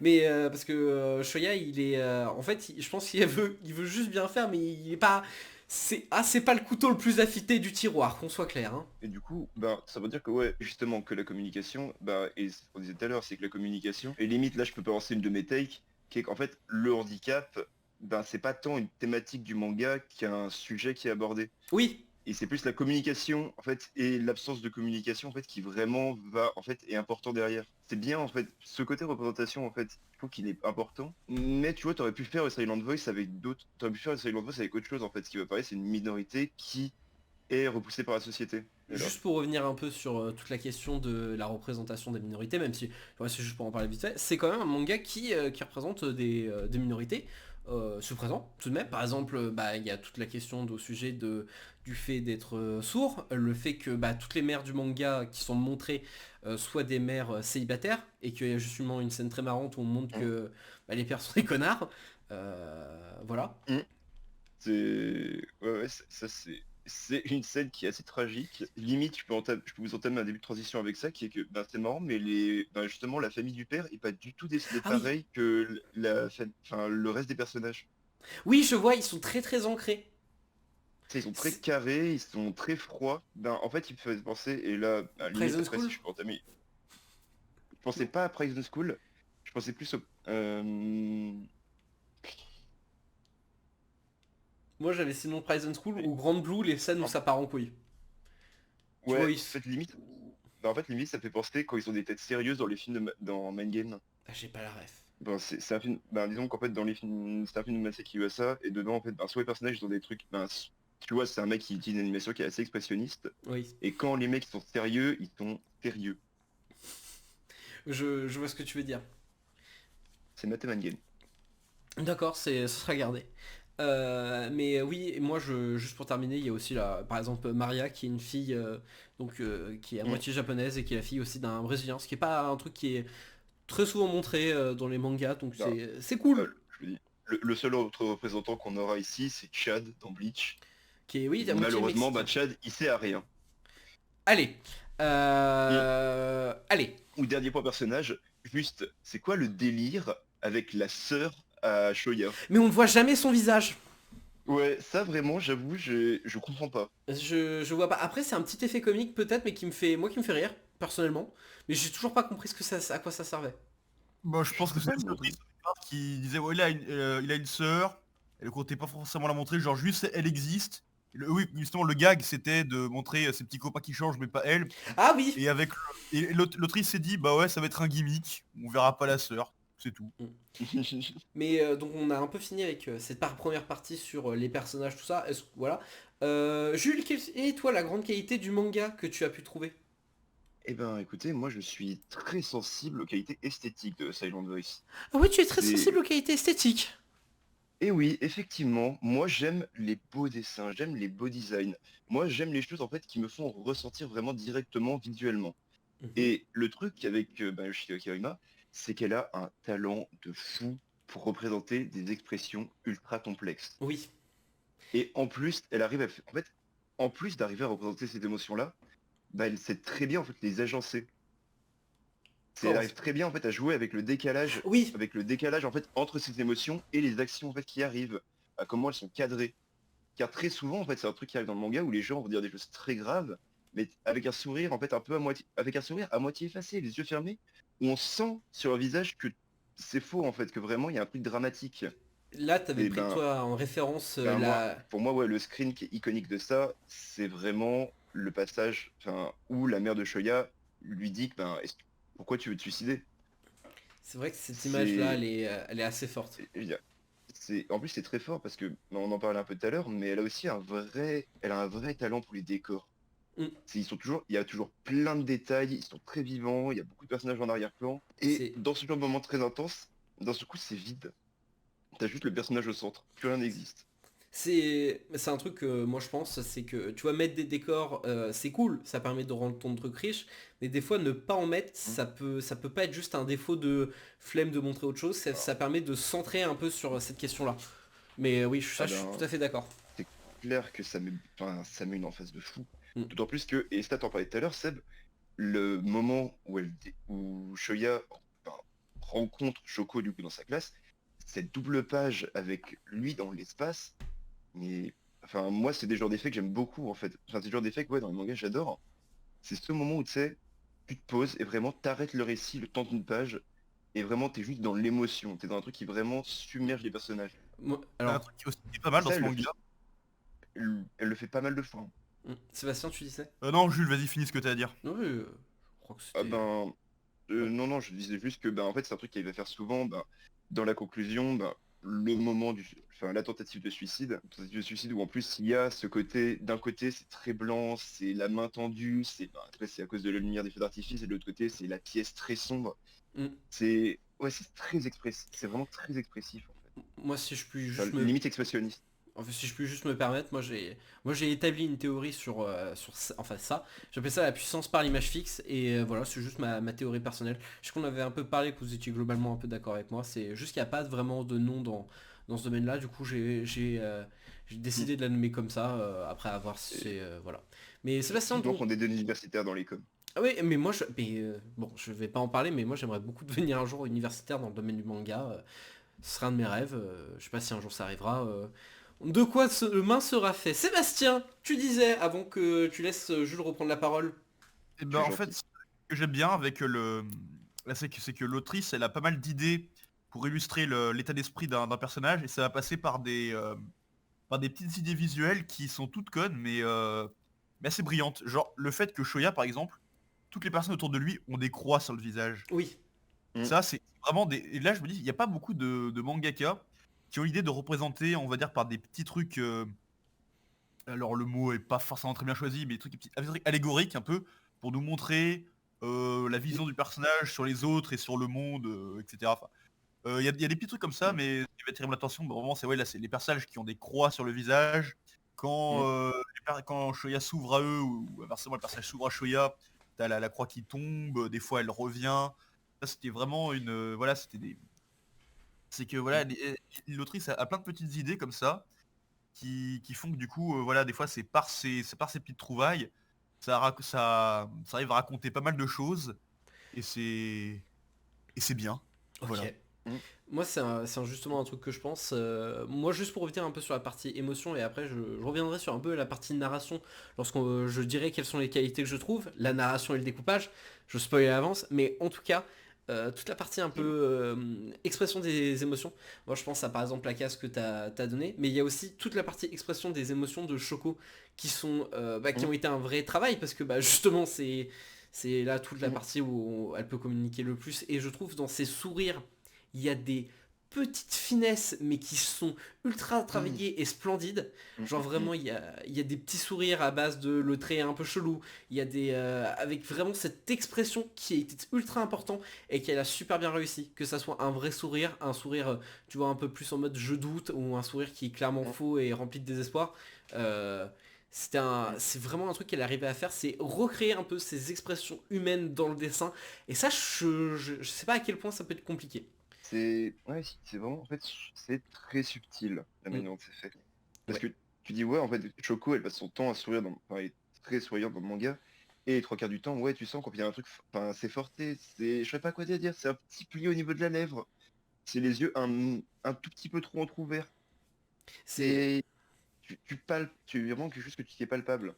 pour Tu vois, donner un exemple. à l'inverse, je Ouais. pensais juste à l'inverse, quand Shoya il est triste, il fait un sourire emoji, il fait un sourire emoji à la Ah con. oui, mais ça, c'est grave le cas, et justement c'est un truc que on avait parlé, mais ouais, le personnage de Shoya, moi je le trouve très souvent représenté de manière un peu pathétique dans son sens premier, dans son sens, pardon, pas premier mais plus moderne du terme. Je trouve il y a des moments, genre tu vois style, il y a des moments horribles à base, la scène du gâteau quand il se fait tabasser quand il est gosse, genre vraiment Mm. elle est pathétique cette scène, puisque vraiment le gars il est dans un désespoir complet mais il sourit de fou. Oui, c'est que oui, Mm. justement, il y a la scène où il voit sa vie défiler, et il a toujours Oui, cette tête Oui, voilée, oui, elle est trop abrutie. bien cette page. Ouais, bah, là, oui, c'est vrai que ça, en fait le ça... personnage est vachement pathétique. Oui, oui, voilà. Mm. Et en fait, c'est comment il se voit comme une espèce de d'imbécile heureux qui est un peu passé à côté de sa vie, enfin qui est passé à côté de sa vie et qui va continuer à s'enfoncer dans la merde. Et du coup, là, il a toujours cette espèce oui, cette espèce de sourire béat qui revient souvent, en mode Mm. ouais, voilà, je suis un peu une grosse merde. C'est vrai qu'il y a, voilà, il y a un peu On va attendre que ça passe.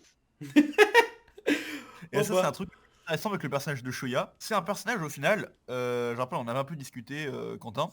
Pour moi, à partir du moment où le personnage, enfin, après le tome 1, en fait, euh, c'est un personnage auquel on n'arrive pas forcément... Moi, j'arrive pas à avoir du dégoût pour lui. Enfin, Oui, étant donné que ça, justement, tu m'avais dit à l'époque, c'est parce que, justement, vu que c'est le personnage principal, quel que soit le... enfin, forcément, vu qu'on le suit, il y aura toujours un degré d'empathie qui va se créer. il y a même tout le truc un peu de Save the Cat, mais là, techniquement, qui devrait être inversé, où tu vois le personnage en fait endurer plein de trucs, et du coup, sans vouloir même ce qu'il a fait, du coup, en fait, t'arrives à avoir plus d'empathie pour lui. Ouais, bah justement, vu que tu t'es vraiment dans la... Enfin, vu que tu comprends comment le personnage repense à ce qu'il a fait, le ressenti de son vécu, pour moi, c'est un personnage auquel on n'arrive pas... Bah, en fait, c'est un personnage auquel on éprouve beaucoup de sympathie, au final. Enfin, Oui, je sais pas, moi, quand je... Le personnage, en fait, il veut se racheter, il s'en veut vraiment beaucoup, et il pense que c'est une grosse merde, et que c'est un petit con, et qu'il mérite pas de vivre, etc. Mais le truc intéressant, c'est que ce personnage, en tant que lecteur, je trouve, on peut pas ne pas avoir de sympathie pour lui, justement parce qu'on Mm. on voit auquel il pense, et donc c'est un peu comme... c'est un ressenti que j'avais pendant tout le manga, c'est que... Non mais t'inquiète mec, frère, ça passe. Regarde, t'essayes de réparer tout ce que t'as fait. hum, Tu peux passer à autre chose. Mais voilà, je sais pas ce que vous en pensez. non, je suis assez Mm. d'accord. Ouais, C'est. Ouais, je suis j'ai d'accord.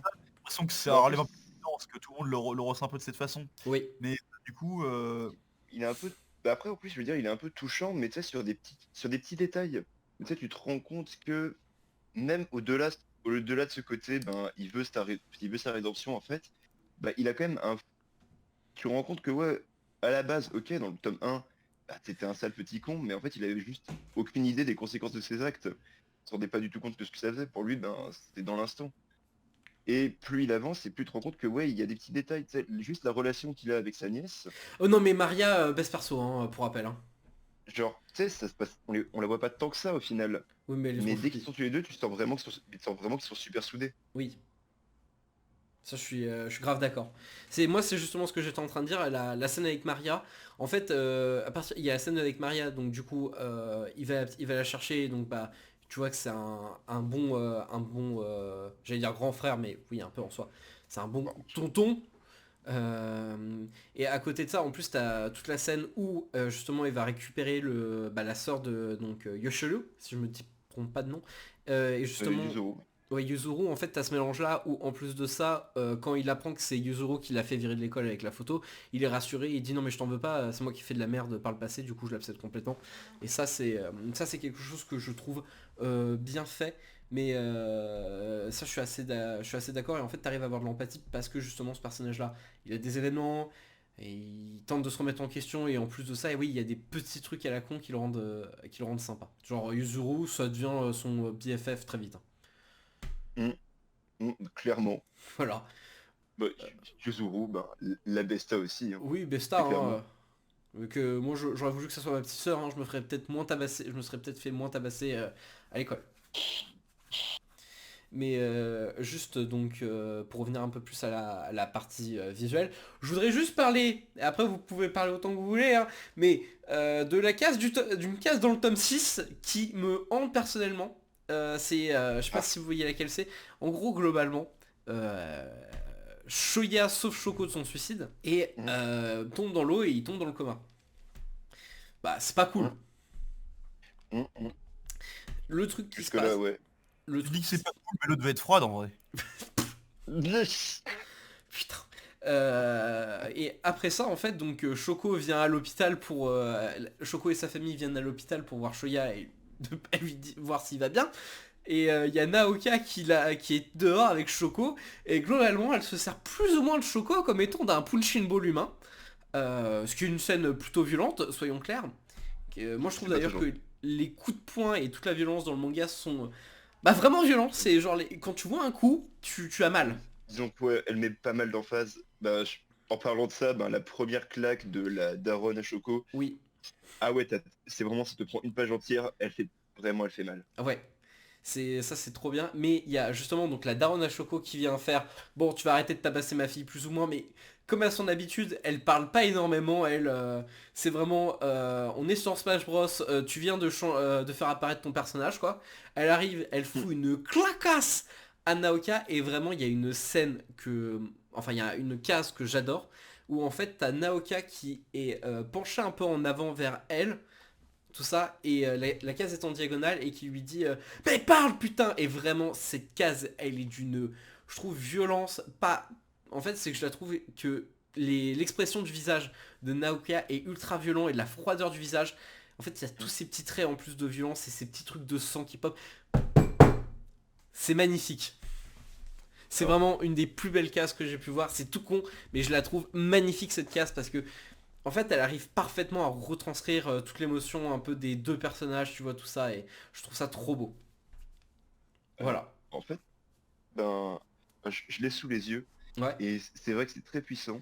Mais en fait, quand je vois ce trait, en fait, ce côté, ben, justement, on voit les traits qui dépassent un peu, c'est pas un dessin qui est vraiment net et clair. Ouais. Ça me fait un peu penser, ben, en fait, ça me fait un peu penser à du Tatsuki Fujimoto. Attends, qu'est-ce que... Chainsaw Man. Bah, bien sûr, Chainsaw Man. Excuse-moi, j'ai aucune mémoire des noms. Alors, on va pas parler de Chainsaw Man, c'est pas l'émission, mais je Non, vois ce que tu veux ça a dire. pas- Je veux dire, tu vois, on est d'accord qu'après, thématiquement, ça n'a absolument aucun rapport. Ouais. Mais il a aussi ce truc, en fait, dans les traits, pour les expressions un peu subtiles, et ce trait un petit peu flottant, mais qui justement donne plus d'envergure au personnage. Oui, ça je comprends, ouais. C'est vrai que si on devait parler un peu de son trait, c'est pas le trait, disons, comment dire... c'est pas genre le trait de Death Note ultra travaillé ou de l'auteur, tu vois, le Eshil 21. C'est pas ce... ou même Ah Noragami, tu ben, vois. Ce trait classique, on va c'est dire. ça. Oui, c'est ça, c'est pas lisse du tout. Mais... C'est, ça flotte, il y a il y a du volume, en fait. Mm. mais ça reste quand même magnifique quoi. Je trouve moi personnellement. Mm. Moi je trouve que c'est un trait en fait qui arrive à en fait à être un peu entre du pas du full cartoon mais un peu cartoon dans en gros les personnages ressemblent pas du tout à des êtres humains. Et en même temps arriver à avoir du détail. Et bah là, je pense que c'est juste qu'elle arrive bien à faire que le chara design soit complexe mais pas insurmontable pour ensuite rajouter du détail. Maintenant que j'y pense, Ouais. il n'a pas parlé des persos secondaires en fait. C'est pas faux, hein. C'est pas faux. Mm. Donc je pense qu'on peut en parler vite. Même si c'est pas vraiment le moment, c'est pas ce qu'on avait décidé de parler maintenant, mais vas-y. En vrai, ça peut être bien. Tu vois, justement en fait, t'avais dit qu'on parlera du personnage de Naoka. Alors, Mhm. oui, on peut commencer par ce personnage-là. Ouais. Concrètement, c'est vrai, et je pense que vous avez tous eu ce ressenti. Je trouvais que pendant tout le long, c'était un personnage qui était un peu écrit de manière too much en fait. Bah alors non, parce que justement, nous on a dit tout à l'heure qu'on l'aimait bien. Pardon, moi Ah non, moi j'ai jamais caché que j'étais FC je- Naoka, mon pote, hein.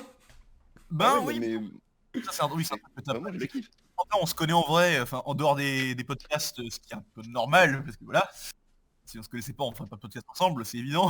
Mais Ouais. voilà, tu m'avais dit que tu considérais pas forcément que c'était un perso si bien Oui. écrit que ça. Je pense pas que c'est un très bon perso, c'est ce qu'on... En fait, je peux comprendre dans le sens où oui, c'est un personnage qui peut être too much, mais justement, je la trouve cool dans le sens où bah, elle est pas lisse, quoi. Mais oui, oui, c'est vrai qu'elle peut être too much. N'hésite pas, n'hésite pas. Plus en négatif ces personnages. Mais le truc avec Naoka, c'est que pendant une grande partie du manga, voilà, c'est un personnage, voilà, ses réactions étaient un peu disproportionnées, voilà, dans son comportement. En fait, ça me dérangeait, puis il y a eu la fin, et je me suis dit, ah bah oui, en fait, c'était évident, c'est l'argument de, oui, mais l'amour, Non vu mais qu'il est attends, amoureux. ça, mon pote, De toute c'est... façon, mais Mais ça c'est dès le t'avais... début. Ça C'est c'est dès le annoncé dès le début, mon début, ref. wesh. Hein C'est littéralement comme ça qu'elle est réintroduite. C'est... Mais enfin...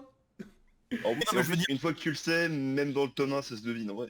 ah non, enfin, oui, mais en fait, non, mais c'est pas dans le sens, ah d'accord, elle est amoureuse de Shoya, c'était, oui, mais l'amour explique pourquoi elle se comportait comme ça avec Shoko, c'est ça ce que je voulais dire. Si tu dis, Bah... bah oui, Mm. la jalousie, en fait. Oui, parce que, non, c'est pas, oui, c'est Bah pas le après, twist, elle est... elle C'est est pas... amoureuse. Ça, je suis C'était pas vrai. d'accord. C'est pas qu'elle est jalouse de Choco, c'est justement en fait qu'elle considère que c'est à cause de Choco que tout ça a commencé. Elle est pas jalouse de Choco. Enfin, si elle l'est, mais c'est pas son premier truc qui Bah, fait qu'elle le déteste. Bah oui, mais après, il y a de la c'est- jalousie, il y a... bah, Enfin, elle est oui, jalouse de la relation qu'elle a désormais avec Shoya. Mais ce pourquoi ouais, elle le déteste fondamentalement, c'est que si elle n'avait pas été là, ben elle aurait pu être vraiment la meuf de Shoya. Oui. Enfin, tout aurait pu se passer exactement comme avant et ça aurait été trop bien. Sauf que ben voilà, elle a suivi le moule, du coup elle a décidé de le faire chier, et puis voilà. Hein. Maintenant elle assume pas. Mais après, elle Elle aussi, s'excuse. Elle elle a... aussi elle veut réparer ses conneries. Mais en fait, c'est justement ça. Elle a un arc similaire à celui de Shoya, même si elle y arrive moins. Elle essaye quand même de se faire pardonner à Chocho. Mais oui, mais c'est vrai qu'il y a pas mal de personnages secondaires qui peuvent être intéressants. Justement, on n'a pas trop parlé de la thématique du harcèlement qui est quand même légèrement présent dans ce manga. Hein. Et oui, Ah ben, en fait, il y a pas mal en fait tout ce truc de... même si le tome 1, ça montre du harcèlement, la suite du manga, ça montre plutôt des répercussions du harcèlement, ce que ça a causé. C'est-à-dire, il y a des personnes qui ont abandonné l'école, d'autres bah, qui ont juste fait des TS, ou qui voulaient faire il y des en TS a, et qui sont devenus dépressifs. il y en a qui ont dû changer d'établissement. Oui, il y en a qui ont dû Et t'as changer. ceux. Ouais, et c'est vrai que t'as aussi ben, des personnages qui ont subi du harcèlement et qui en sont. Enfin, en fait, ont déjà process le truc. T'as des personnages qui nient le fait d'avoir harcelé. Connasse, kawaii, Kawaii connasse. connasse. C'est... Voilà. oui, et il y a... oui, Voilà. on parlera des personnes... C'est je pense qu'on va parler d'ici peu aussi des personnages qu'on déteste, mais vas-y, continue. voilà, c'est ben tous les personnages en fait, et ben, même pour les parents en fait, tu vois comment ben différents parents en fait vont avoir à gérer sur ce genre de choses. Mm. Enfin, différents parents, disons qu'il y a deux cadres familiales qui sont vraiment présentés dans le manga. Bah, c'est vrai que... Alors, bon, je fais un petit point. Le gars qui est le raisin man, on voit tous de qui on parle. On est d'accord, sa Oui, famille, elle est pétée de Nagatsuka. thunes. Très probablement. Très probablement, hein. Déjà, c'est un mec, il a le moyen de se faire des films. Ça va. T'en Ça sors pas va. mal. Mais non, parce qu'il pique le DSLR à la sœur de Choco. Ouais, enfin, en Je vais attendant, tous les utiliser mecs le qui terme payent, DSLR, je suis une merde. t'es un techos, Je qu'est-ce que suis tu un veux, techos, ça qu'est-ce que tu arrive. veux. Donc elle utilise Ouais, mais l'appareil photo il a de... clairement les moyens il a clairement les moyens de filer 200 balles à Shoya, il a les moyens de se payer une équipe de gamins pour faire lancer ses potes. Ouais, très Mm, clairement, lui, c'était un bourgeois. voilà, mais Comme cette globalement... connasse de Kawaii. Allez.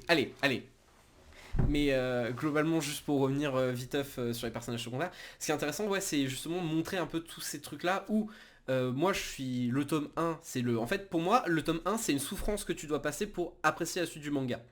En fait, Hein pas dans le sens où il est négatif, c'est vraiment en fait tu dois t'en prendre plein la gueule, tu dois pas être bien, et après comme ça tu vas pouvoir comprendre toute l'évolution. Parce que comme ça tu vas comprendre pourquoi est-ce que Shoya il se remet en question, pourquoi est-ce qu'il est en souffrance. Parce que bah, si tu lis pas le tome 1, tu vas juste te dire bah le gars globalement il était plutôt sympa. Tu vois c'est globalement un gars un peu sympa, tout ça, bon, c'est triste qu'il soit en dépression, alors en plus c'est cool, il est bien avec la petite. Que dans le tome 1, même si je trouve que dans mes souvenirs c'était bien plus violent que ça, tu vois tu montres vraiment bah c'était un connard. C'était vraiment un connard qui faisait souffrir et que ça l'amusait à faire souffrir. Genre il tue une grenouille, il y a tout un comparatif à un moment donné où il compare un peu, tu vois, que ce que tu peux faire subir à des insectes, tu vois, tout ça, à ce qu'il fait subir à Choco. Enfin, oui, à Choco. Et justement, donc tout ça, tu pars un peu de ce truc de le tome 1, c'est une souffrance, mais en gros, après ça, tu vas donc pouvoir un peu appréhender tout ce truc-là, de cette partie rédemption. Et justement, voilà, donc t'as toute une partie rédemption qui te fait un peu oublier le tome 1 limite. Moi je trouve qu'il y a une partie du manga qui dit le tome 1 est arrivé, mais c'est plus lointain. Genre ça Ben ouais, revient. c'est un passé qui revient hanté par moment. Voilà. Et justement, le Voilà. moment où ça va revenir hanté, c'est le passage, l'un des passages du pont, donc on va dire l'embrouille sur le pont, où en gros, Shoya, en gros, il s'est fait aussi harceler quand il était au collège, parce que ses potes, est-ce qu'on peut dire que c'est des connards? Eux, c'était des vrais... Tu vois, c'est pas des sales petits cons, c'est des sales cons tout court. Ouais, c'est vraiment, ça c'est, parce que genre, tu vois, même, moi, clairement, ces personnages-là, vraiment, sont détestables, je trouve. Oui, et bah justement, c'est intéressant, parce que c'est justement ce que je m'étais dit, mais après, vu qu'on nous a mis dans la peau enfin, vu qu'on nous a fait suivre le point de vue d'un petit con, Shoya, et lui faire comprendre que, voilà, c'était un connard, bah voilà, il faisait souffrir Choco, tout ça, mais voilà, on te montre que même si il est détestable, de son point de vue, il fait rien de mal, en fait, c'est pas un psychopathe qui fait souffrir pour faire souffrir, pour lui, c'est, oh, mais on taquine, c'est une petite plaisanterie. Puis Et ensuite, même en fait en soi tu vois le moment où il faut qu'il se dénonce, tu vois genre le prof il est en mode tu vois il lui gueule dessus alors qu'il allait se dénoncer de lui-même. oui, en fait, ce que je veux dire, c'est qu'au final, et ensuite, voilà, il y a le truc de, on a de l'empathie pour lui, parce que il s'en veut pour ce qu'il a fait, tout ça, voilà, on va pas répéter ce qui a été dit tout à l'heure. Mais du coup, je me suis dit, si jamais on peut se mettre à la place de ce personnage, le comprendre et voir que lui-même se rend compte qu'il est un petit con, je m'étais dit, mais du coup, pourquoi est-ce que du coup, je devrais forcément détester ses potes? Parce que moi Mais aussi, c'était le cas. Genre, ses potes, ils m'ont paru plus détestables que lui, mais je me suis dit, admettons, on fait un manga, enfin, admettons, on avait le point de vue de ces mais personnages-là. mais à ça j'ai Allez, un est-ce peu qu'on laisserait toujours, en fait, à ce compte-là, n'importe quel personnage devient... parce que non ça voilà, je suis pas d'accord parce qu'en fait Shoya il tente de se faire pardonner, eux ça continue d'être des connards alors d'accord il lui sauve la vie mais Mm. le gars Bah, vient de mourir. Normal tu lui sauves la vie t'es pas une merde. C'est le minimum mm, syndical en fait de n'importe ouais, quel clairement. être humain. enfin, tu vois, je dis ça, Bah, en c'est plus, après, c'est pas joué pas. Sur le coup, ça, c'est un des trucs où c'est pas joué du tout pareil dans le film et dans le manga. en fait, c'est une question que je pose comme ça, tu vois. Mais moi, toujours, enfin, Et moi, en mon soi, ressenti, c'est que, oui, en effet, ces personnages-là me paraissent vraiment antipathiques, parce qu'encore une fois, il y a ce côté de... Alors, même si c'était pas forcément les instigateurs, c'était des suiveurs, et après, il y a ce côté de... ah, on va faire chier, on va pourrir la vie à notre ancien pote, parce que, ah bah, c'était un connard. mm, Oui, ça reste quand même limite. Mais je veux dire, Mais à parce ce que moment-là, euh, on pourrait tu vois, limite se tu dire pourrais dire ça que... pour Naoka aussi, mais le truc c'est que même Naoka, alors d'accord, t'as l'excuse de l'amour, mais Naoka en soi, elle tente de se faire pardonner. En fait, il y a tout ce truc de mm. lui, il tente de se faire pardonner, et lui, bah, enfin, lui, il tente de se faire pardonner à Choco et à toutes les personnes qu'il a fait souffrir, et eux, pas du tout, pas du tout, jamais. Ben, non, eux, en fait, Mais eux, de toute façon, on le voit dans le moment où c'est Shimada, le blond en tout cas, qui réapparaît le temps du parc d'attraction. Mhm. Et lui, très clairement, il a même pas envie d'essayer parce que, Oui. et tu le sens aussi un peu dans son, c'est quelque chose que tu vas sentir en le voyant. Il a, il a pas envie parce que pour lui, c'était joué d'avance. C'est même pas la peine d'essayer. Ça, je suis assez d'accord. Mais après, c'est vrai que... Et après, je suis d'accord avec toi. Juste, je reviens sur l'instant sur ce que tu disais. Genre, si on voyait ça dans une perspective différente, un truc qui est vraiment, que je trouve intéressant à ce niveau-là, c'est dans les dernières pages, quand tu vois apparaître, du coup, l'autre pote. Alors, est-ce qu'on peut juste parler 2 secondes de sa coupe? Non mais parce que... Non, non, mais l'amulette, c'était cool en 2000. Non mais oui, alors déjà non, premièrement jamais, et deuxièmement, je veux bien que tu portes un mulet, mais quand tu portes un mulet et que t'es enfant, c'est qu'il y a un problème quand même, c'est que tes parents ils te détestent. Ils t'ont appelé Titouan, désolé pour tous les Titouans qui m'écoutent, mais vos parents vous détestent. T'as jamais vu un gamin avec une queue de rat? J'avais une... Mec, j'étais... Bah écoute, j'étais enfant pendant la période de la techno, du coup j'avais littéralement Non. une crête, voilà, allez, continue. Ouais, ouais, ouais, ouais, ouais. Allez. Ouais, ouais, ouais, ouais, ouais, ouais, ouais, ouais. Donc oui, donc quand on revoit justement ce Et du pote, coup, comme tu on le disais... revoit justement un instant. Et tu sais, il y a un truc qui est à peine joué, mais tu te rends compte que lui, il est devenu daron. Oui, Alors, certes, d'un côté, moi je peux voir ça comme je vois des mecs du collège qui me tabassaient, je me dis putain, ils ont des mômes maintenant. Ah ouais? Eh bah putain. Mais ça peut être. Mais tu sais, c'est aussi un autre truc qui, dans un sens, veut dire que ce mec-là, tu sais, il a aussi avancé dans sa vie au final. oui. Je sais pas ce qu'il est devenu, ça se trouve c'est toujours un gros connard. Mais en tout cas, maintenant, il a avancé. C'est un peu Mm. comme le film, je sais plus si c'est La Grande Classe, mais un film Netflix avec Jérôme Niel et Ludovic, Oui. où justement, Ouais, ouais, ouais, voilà. ouais. Eh Je ben, l'ai Ou- vu, là, Pantin. Est-ce que on peut merci. se... Ouais. Encore une fois, ça permet, voilà ce que tu dis, ça permet de rebondir là-dessus, comme ça je peux m'exprimer mon propos. C'est-à-dire que on peut détester tel ou tel perso, mais ce manga montre que finalement, euh, c'est con à dire, mais en fait on est tous un peu des êtres humains. Alors il y en Ça a un seul que vraiment je peut arriver à déteste et tout que je explique pas trop, mais oui. Oui, ça peut arriver à Alors, tout le moi c'est monde, Kawaii. mais pour autant, ça n'empêche pas les gens d'avancer dans leur vie et Oui. au final de se dire que au bout du compte, ces personnages ne se résument peut-être pas juste à la façade qu'ils ont de personnages Oui, c'est détestables. tout le propos, ça je suis Voilà, assez... en fait, c'est Mm. ça ce que je veux dire, parce que je me dis que oui, non mais ça n'empêche pas que ça peut être tout à fait légitime de détester tel ou tel personnage. Par exemple, Kawaii, on est d'accord. Mais voilà, c'est un manga qui Mais me c'est permet pas le de... personnage que je Mais- déteste le plus Kawaii, hein. Alors, moi si, mais parce qu'elle m'évoque très fort une meuf avec qui j'ai été au collège et au lycée, qui avait un peu la même dégaine, et qui avait aussi le même genre de personnalité.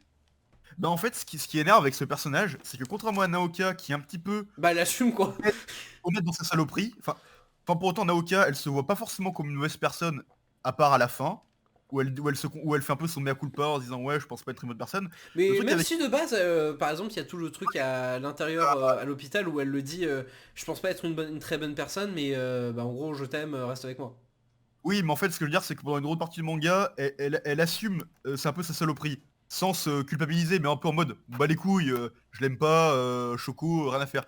Alors que Kawaii, en fait, elle est vraiment dans, elle se complaît dans sa vision qu'elle a d'une personne adorable, super bien, voilà. Elle est insupportable, mais vu elle est dans le déni, bah c'est ça ce qui la rend détestable. T'as envie de lui Mm. foutre une paire de claques, en mode, oh réveille-toi, sois honnête, sur, enfin, vois un peu la vérité en face et regarde-toi comme t'es vraiment. C'est ça qui la rend si détestable à mes yeux. Est-ce Enfin, qu'on Mm. est-ce qu'on peut juste parler 2 secondes de gros sourcils, s'il vous plaît? gros Ah, sourcil. alors C'est... lui, c'était même pas que c'est même pas que je l'aime pas, Il c'est me juste terrifie. que... Ouais, je pense que ce mec, il y a un truc très malsain chez ce mec. Mais parce qu'en fait, je comprends toujours pas ce qu'il veut faire au... Alors, bon, pour expliquer, c'est un gars, Apparemment rien. il s'est fait harceler plus ou moins quand il était au... Pas plus ou moins, mais il s'est fait harceler quand il était en primaire comme Choco, et qui est globalement complètement fou. Bah, en fait, c'est vrai que le C'est- personnage, il y a un moment où on te montre qu'il est bizarre. On comprend que c'est un mec un peu niqué de la tête. Enfin, Mm. voilà. Mais quand on arrive un peu dans sa psyché, quand on montre ses objectifs, tout ça, t'es en mode, c'est un peu malsain. Et Parce que, ensuite, à la ouais. fin, il est en mode, ouais, mais non, en fait. en gros, globalement, pour vous expliquer, si vous l'avez pas lu, donc vous êtes fait full spoil, le personnage, donc les personnes qui le harcelaient, ils ont un enfant, alors qu'ils sont voilà, au lycée, donc il décide de devenir prof. Et pourquoi est-ce qu'il veut devenir prof? Parce que comme ça il se dit, je pourrais observer leurs enfants. Voilà. Ouais. Mm. Et vu que c'est pas un personnage qui est si traité que ça, t'es un peu en mode... T'as ce truc au milieu du manga où t'es en mode... Attends quoi? Et genre il est dans... En fait en plus c'est vraiment mis en scène à base de... Il est complètement taré, genre il regarde des photos... Dans le noir, dans le sa noir, chambre. avec la lumière sur son écran, et vraiment tu fais... Mais il est fou et dangereux. Ah, mais Arrêtez-le. Ouais. Ah, d'autant plus que lui, c'est un des rares personnages qui a quasiment zéro expression faciale, à part ce petit sourire en coin et ses yeux mi-clos tout le temps. Qui est une expression de psychopathe. Moi, On est Oui, d'accord. oui. il me Ouais. terrifie ce personnage, c'est pour ça, moi peut-être il est moins détestable que Kawaii, mais putain, j'ai peur quand je le vois. Ses yeux Mm. mi-clos pour empêcher aux autres de voir à l'intérieur de son regard toute la démence et l'étendue de sa folie. Finalement, Bon. ils font un beau coup. Voilà, mais globalement, c'est juste je devais faire ce point-là parce que je trouve que c'est le personnage le moins bon, mais parce que en fait, il est pas spécialement traité et le peu qu'il est traité, je ne sais pas où est-ce qu'elle veut aller avec. J'ai juste peur. Tout dit en fait, c'est exactement ça le problème. J'ai juste peur. Et voilà, et globalement, après, il y a d'autres personnages on va aller très très Ah vite. bah, Il y a la... oui, Sarah, donc Sarah du coup, Ouais. Qui, qui elle, globalement, Ouais. elle c'est un personnage que je trouve vraiment honnêtement les moins intéressants, mais parce qu'elle a pas un arc très fort en fait. Oui. C'est une, tu sais, c'est une meuf qui, en fait c'est une meuf qui dès qu'elle arrive, elle est gentille et elle a envie de renouer les liens, elle est dans une démarche active pour ça. Oui. Moi je l'aime bien, mais tu vois, c'est exactement ça. Je l'aime bien, mais bon, pas spécialement de trucs à dire et pas très intéressante. Après, il y a Tom... Très personnel. C'est une fille super gentille qui a envie de bien faire, qui manque de confiance en elle. Et son truc, c'est voilà, ça va être de continuer à faire des efforts pour toujours donner le meilleur d'elle-même et de prendre de l'assurance. Voilà. C'est Mais... sûr que c'est pas un personnage exceptionnel, mais on est content qu'elle soit là, quoi. Bah en fait c'est ça, c'est que même si tu vois les personnages, même quand ils sont pas exceptionnels et mis à part mis à part un certain personnage, ils sont tous quand même plutôt bien écrits, je trouve, dans l'ensemble. Ouais, en fait, le truc, c'est que ce qui est intéressant, enfin, j'allais dire, c'est comme les flat character arc, bon, pour parler en français, les personnages avec un background, une avancée plate. Bon, c'est pas le cas de ce personnage parce qu'il y a ce côté, voilà, elle a comme un objectif, c'est de s'améliorer sur un aspect d'elle-même. En fait, c'est le genre de personnages qui sont pas forcément les plus intéressants. Bah, des fois, les personnages qui n'avancent pas dans le récit, qui sont du début à la fin. Mais c'est quand même intéressant qu'ils soient là. Genre, ils apportent quand même une petite touche de quelque chose, même s'ils progressent pas. Par exemple, ce que je veux dire, c'est que... Je sais pas si c'est clair, parce que j'ai dit... Alors, il y a ce type de personnage, Si, oui. c'est pas ça. Et voilà. Dans l'idée, des personnages qui sont pas extraordinaires, mais ils sont quand même... c'est quand même bien qu'ils soient là, dans le sens, elle, vu que ça fait une petite touche de positivité, voilà, elle apporte dire, sa petite dynamique dans le groupe. C'est un personnage qui a pas grand-chose à lui reprocher. Non mais c'est ce qu'on disait, c'est globalement c'est un personnage que t'aimes bien suivre, mais que pas un personnage ultra intéressant, c'est juste un personnage appréciable quoi. Voilà. Mais en vrai je me rends compte qu'on a quasiment fait. Il y en a pas tant, donc du coup, mis à part si on a appuyé plus les darons, tout ça, il y a l'arc de la grand-mère, d'accord, qui est plutôt intéressant et qui va mettre en avant l'arc le personnage de Mizu, enfin Yusuru, mais je pense pas que ça serait si pertinent que ça de plus appuyer que ça. Je pense qu'on peut juste commencer, pas amorcer la fin, mais juste terminer un peu sur tout ça, toute la partie un peu traitement. Moi je pense que en termes de découpage, et c'est le truc que je dirais, et même la narration de manière générale, qui est moi mon grand cheval de guerre, c'est peut-être l'un des mangas les mieux foutus que j'ai vu. Vraiment c'est assez fou. En termes de découpage, c'est un 20 sur 20, moi personnellement de mon côté. C'est ultra fluide. En gros, comment dire, le découpage c'est pas du montage, voilà, parce que comme dirait Sébastien, t'as déjà vu quelqu'un dessiner avec un logiciel de montage, voilà. Mais le découpage c'est pas du montage. Cependant, en fait ça arrive à avoir il peut y avoir des notions communes, comme le fait que t'as des éléments genre à base de, comment dire, on va te représenter de cadrage induit par les casques. mais, même pas tant que ça, mais tu vois, de rythmique par exemple, tu vois, genre toute une partie un peu de... On parlait tout à l'heure de quand il voyait sa vie future. Non, même pas. Quand il parlait de sa vie, on voyait sa vie future, en gros, c'est présenté de une case, un élément, une case, un autre élément, tu vois, tout ça. Ou alors, dans le début du manga, en gros, on te présente une journée classique et avec quelques cases essentielles. Ou même, tu vois, pas mal d'éléments comme ça, où la mise en cage est ultra fluide et arrive à te raconter rapidement ce qu'est le personnage. Et ça, c'est un truc qui est plutôt rare et qui, justement, je trouve, ça permet que le manga dure 7 tomes et arrive quand même à être riche, c'est que c'est que c'est bien mis en case et que donc ça te raconte l'histoire de manière fluide. C'est agréable à lire, c'est facilement lisible.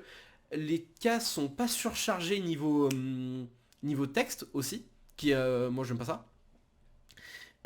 Et en plus de ça, Je sais pas lire. oui, parce que je sais pas lire. Et je trouve que la langue des signes, dans la manière dont c'est représenté, tu vois, en termes de... Tu vois, parce que c'est un manga, bah du coup, techniquement, bon, la langue des signes, c'est des signes, mais tu vois, avec des mouvements. Mais tu vois, t'arrives quand même à la comprendre plus ou moins. Genre, tu comprends qu'il y a un mouvement pour tel mot, tu vois. Même dans une seule case, je trouve que c'est quand même plutôt bien réussi. Et ça, c'est un truc qui aurait pu être quand même complexe à représenter. Voilà, et sinon juste pour terminer un peu moi mon point de vue sur la narration, t'as des éléments à base de, comme on disait, les croix sur les visages, qui sont des éléments simples de narration, mais qui sont quand même pas, tu vois, qui fonctionnent très bien et qui ont pas été forcément beaucoup vus. Genre les personnages, quand ils se referment sur eux-mêmes, ils mettent des croix sur tout le monde. Il y a aussi tout le truc de comment est-ce que Shoko perçoit un peu les sons, où en gros les sons sont à moitié coupés. Tous les dialogues, en fait, si vous checkez, ils sont à moitié coupés. Genre il y a juste une moitié, parce que comme ça en fait justement tu sens que elle perçoit les sons, cependant elle les distingue mal. Donc du coup en fait tu te mets un peu à sa place, où tu arrives à peu près à les décortiquer, mais c'est complexe. Voilà, et donc je trouve qu'en termes de narration c'est une vraie réussite, un découpage très fluide, même sur les qui arrive à faire la part belle sur les doubles pages et qui les rend d'autant plus forts. Comme je disais tout à l'heure, faire des décors magnifiques, c'est très cool, bravo Kentaro Miura. Cependant, ou même... je viens de dire un truc, je suis pas tellement d'accord parce que... Oh, je suis... Tu- Non mais... Ouais, attends, je sais, j'en ai un autre. Ouais. Merci Inyo Asano. Putain, j'ai même plus c'est qui déjà lui. Bonne nuit, Poun Poun. Ah oui, oui, tu vois, c'est des décors qui sont magnifiques, mais comment dire, tu vois, des moments, savoir quand est-ce qu'il ne faut pas mettre de décor, ça peut être pas mal aussi.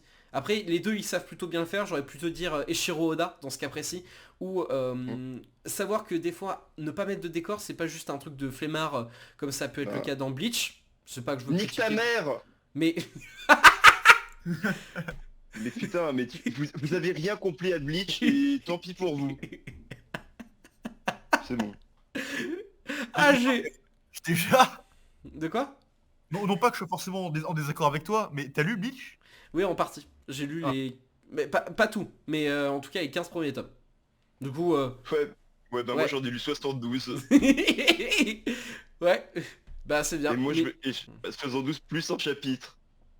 Ouais, bah bravo. Piment octobre. Non mais donc Piment voilà, octobre. mais c'est juste c'est un peu mon point de vue sur Bleach, même si voilà je vais pas dire ouais, je connais parfaitement, mais genre tu vois j'ai un peu cet effet que Bleach les décors c'est pas tout le temps représenté, mais là c'est pareil, c'est les décors sont peut-être pas forcément présents, mais ça va permettre de rendre l'impact des scènes plus importantes en te focalisant. Ce qui est un truc qui est présent au cinéma, c'est ce qu'on doit représenter au cinéma, c'est l'élément le plus important dans la scène, et donc on va pouvoir le focaliser par des éléments à base de l'étalonnage qu'on va modifier, des petits VFX, tu vois, tout ça. Bref, voilà. C'est un peu tout ce que j'avais envie de dire de base. Je sais pas si c'était très clair et si c'était peut-être un peu bordélique, j'en suis désolé. Du coup, est-ce que vous avez quelque chose à rajouter par rapport au découpage?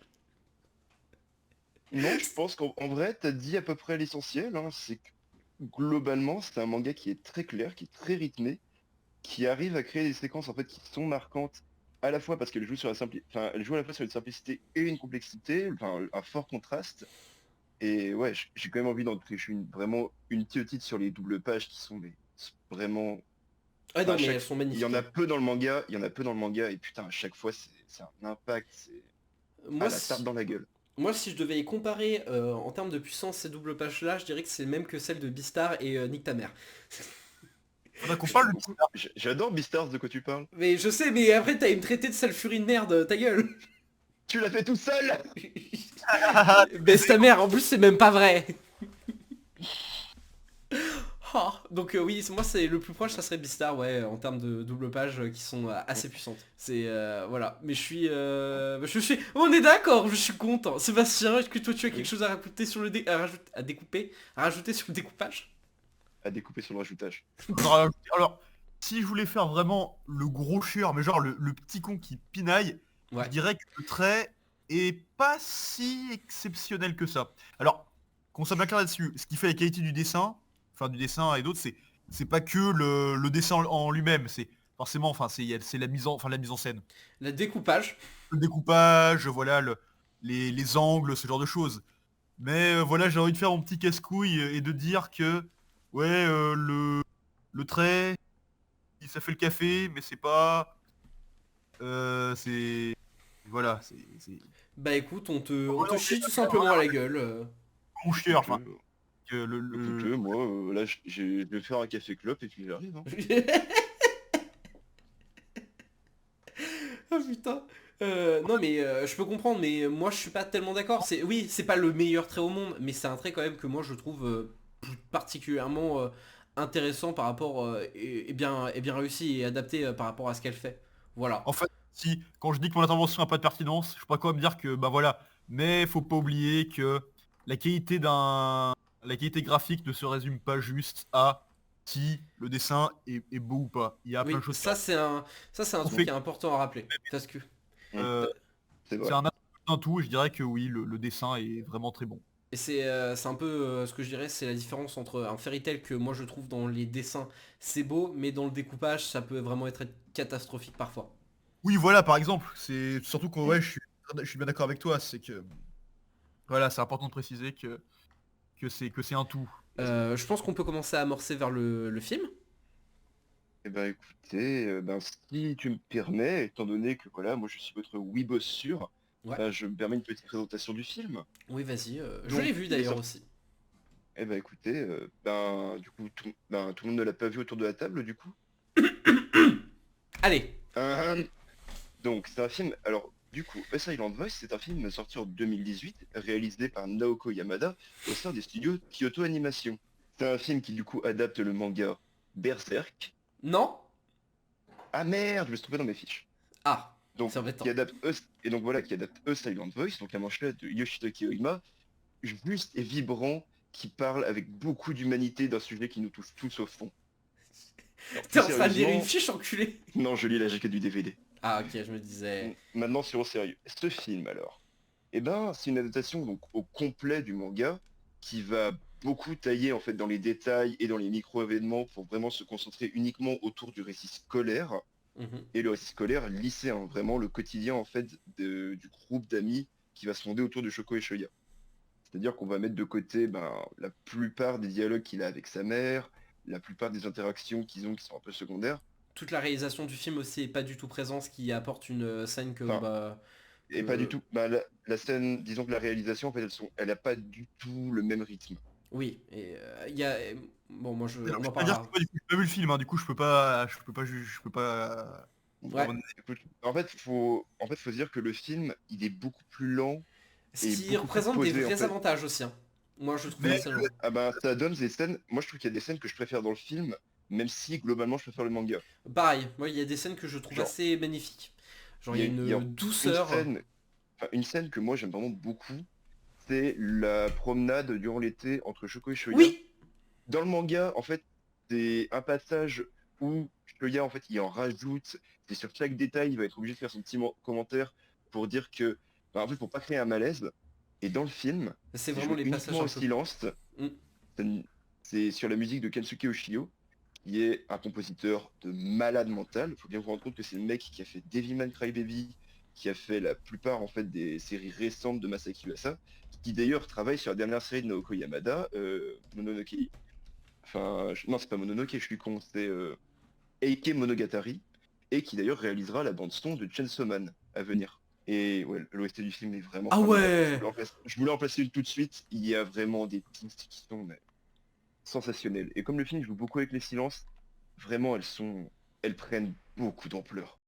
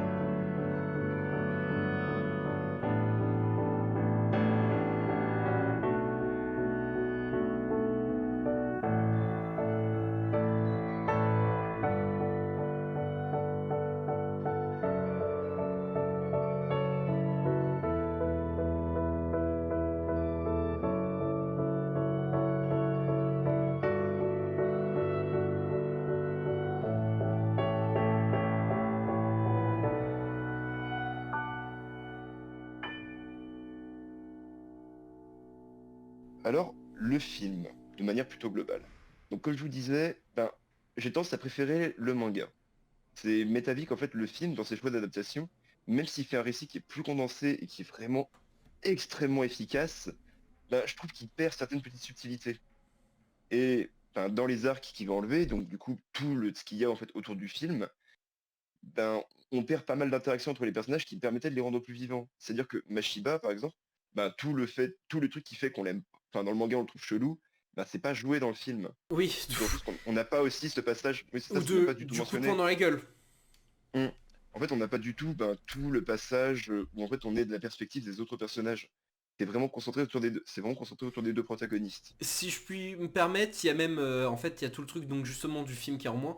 En gros, pour vous expliquer, il y a une embrouille, donc le passage de l'embrouille sur le pont que j'avais commencé à traiter. Je sais pas si je vais plus développer, mais globalement, Shoya a dit ses 4 vérités à tout le monde, mais en étant complètement désespéré. Ce qui fait que après ça, plus tard dans le manga, tout le monde est séparé, plus personne n'arrive à communiquer entre eux, et ça crée un énorme bordel, ce qui va causer en partie la tentative de Ouais. suicide de Shoko. Mhm. Tout ça, et globalement en fait c'était en fait une réunion pour la réalisation du film de mon sosie, tout simplement, et en fait justement le but après de Shoko, c'est de rattraper ses erreurs en faisant en sorte que elle puisse réaliser, il puisse continuer la réalisation de ce film pour Shoya justement. Et là là dans le film, ce n'est pas présent, ce qui fait qu'on a certainement pour moi l'une des pires scènes que j'ai pu voir. Je suis désolé, mais c'était terrible. En gros, elle va décider d'aller voir les gens pour leur dire j'ai fait une tentative de suicide, et il n'y a pas grand chose d'autre derrière qui l'amène à les voir. C'est juste pour reprendre ce passage là du manga, ce qui fait qu'elle va juste voir des gens pour se dire bonjour, j'ai tenté de me suicider, point. Moi je trouve ça nul à chier. Je suis désolé, mais je trouve ça, écoutez, moi je m'y connais, tout ça dans les tests, tout ça, moi c'est voilà. Mais ça, donc moi ça me fait rire que tu vas voir quelqu'un qui dit juste oui bonjour, je suis dépressif, j'ai tenté de me suicider. Mm. Moi je trouve Oui, ça non, pas mais fou.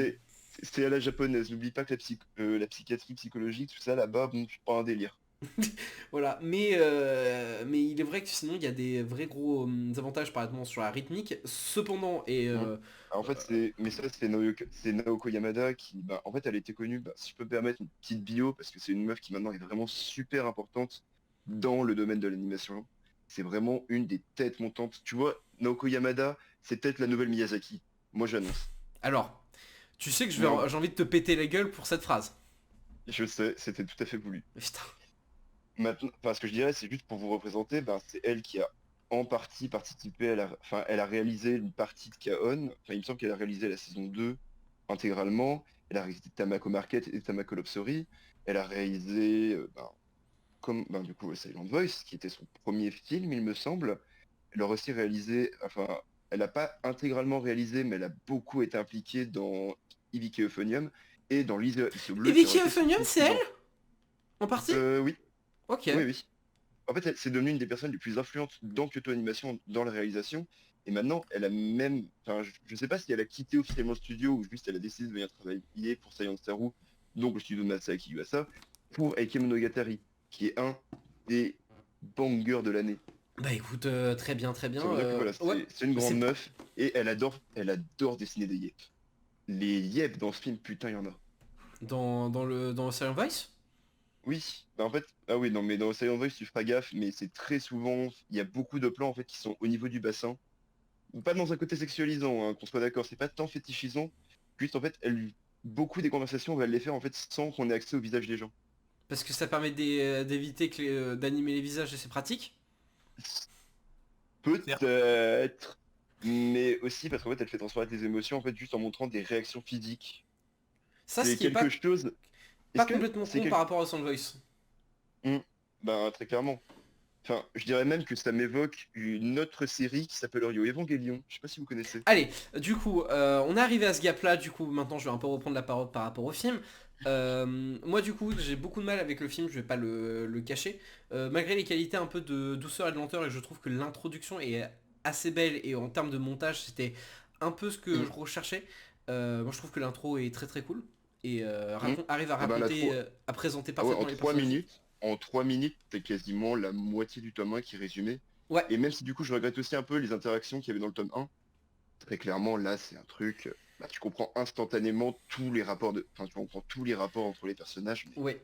Et même en fait, tu vois, pour remplacer un peu ce truc de l'alien et de le mettre dans l'espace, qui je pense oui aurait moins bien passé au cinéma, en fait il y a un cut où en gros on présente qu'elle est Mm. sourde, et il y a un cut qui est montré sur Shoya qui tue un boss final alien. Du coup ça fonctionne Mm. plutôt bien même cette idée là.